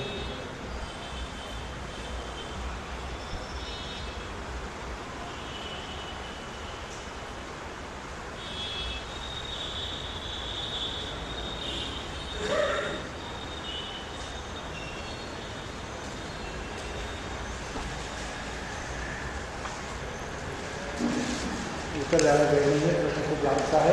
फक्त आता एक प्रश्न विचारला आहे तो आम्हाला तो तुम्ही कोणी कर्मकांडाकडनं ब्राह्मणाला विचारला. अधिक सांगलं की नैवेद्याच्या ताटामध्ये मीठ का नाही वाढत आणि तुम्ही वाढायला बसलात तर तुम्ही मीठ का घेतात. तर 2 मिनिटात ते गमनं सांगतो. मीराबाईला जहर जहर म्हणून सांगितलं गेलं नव्हतं. त्याला जहर दिलं गेलं पण सांगताना त्याला हे सांगितलं गेलं की हे कृष्णाचं चरणामृत आणि हे कृष्णाचं चरणामृत आहे. हे ऐकल्याबरोबर त्यालाही माहीत होतं की हे जहर आहे. त्याला त्यासनाचीच कल्पना केली की असं होणार आहे. पण ते त्या कानात एवढे शब्द आले की हे कृष्णाचं चरणामृत आहे आणि शांत म्हणजे पिऊन गेले. ते जहर प्याल्याने जे मीराबाईचा मृत्यू ओढवला असं तर असं काहीच नव्हतं. सामान्य ओढं होतं सगळ्यांचं. तिचंच काय बिघडलं असं. त्या कृष्णाची लाज गेली असती. कृष्णाला त्याची लाजी चिंता आहे की माझं चरणामृत ऐकून नाही जर त्याला ही तर मेली तर माझी लाज जाईल. आम्ही काय करतो नैवेद्य दाखवतो आणि जेवायला बसताना लक्षात आला की वडिलात मीठ कमी होतो. आम्ही वरून घेऊन खातो. आम्हाला लाज नाही वाटत की मीठ मिठाचं खाऊ घातलं. ही बुद्धीची तत्व आहे तुमची. देव खाण्यासाठी बद्रीनाथला एक संत म्हणून गेले नारायण स्वामी. एकदा त्याने त्यांच्या हाताने नैवेद्य दाखवला. खीर केली होती. भाजी बरोबर भात थोडं तास पडदा बंद केला. नंतर पडदा उघडला. बघितलं तर ती साखरेची वाट होती. साखरेचे दाणे ताटात पडलेले आहेत. साखर कमी झालेली आहे. साखर कमी झाली दाणे ताटात पडले. आज काय झालं कसं काय व्यवस्थित झालं. आणि ज्यावेळी सगळे जेवायला बसले त्यावेळी लक्षात आलं की खिरीमध्ये साखरच नव्हती. आणि जी नैवेद्याची खीर होती ती चाखून बघितली तर ती गोड होती. आम्ही परत एक भजन आहे एका परत कारमध्ये जात होतो. त्या कारमध्ये धुतो त्या भजनामध्ये शब्द सांगतो आमचा आवाज चांगला नाही असे तुम्हाला उठून पळायचंच आहे पण आमच्या आवाजाने पळू नका म्हणून फक्त सांगतो. कोण म्हणतं की ईश्वर बोलत नाही. तुम्हाला मीरासारखं त्याला बोलवता येतं. कोण म्हणतं ईश्वर खात नाही. तुम्हाला शबरीसारखं खाऊ घालता येतं. कोण म्हणतं ईश्वर झोपत नाही. तुम्हाला यशोदासारखं त्याला झोपवता येतं. छान बदल मिळाला नाही का. आता प्रसादा म्हणून वेळ ठेवला गाडी पकडायची क्षमा करा पुतळी तिकडून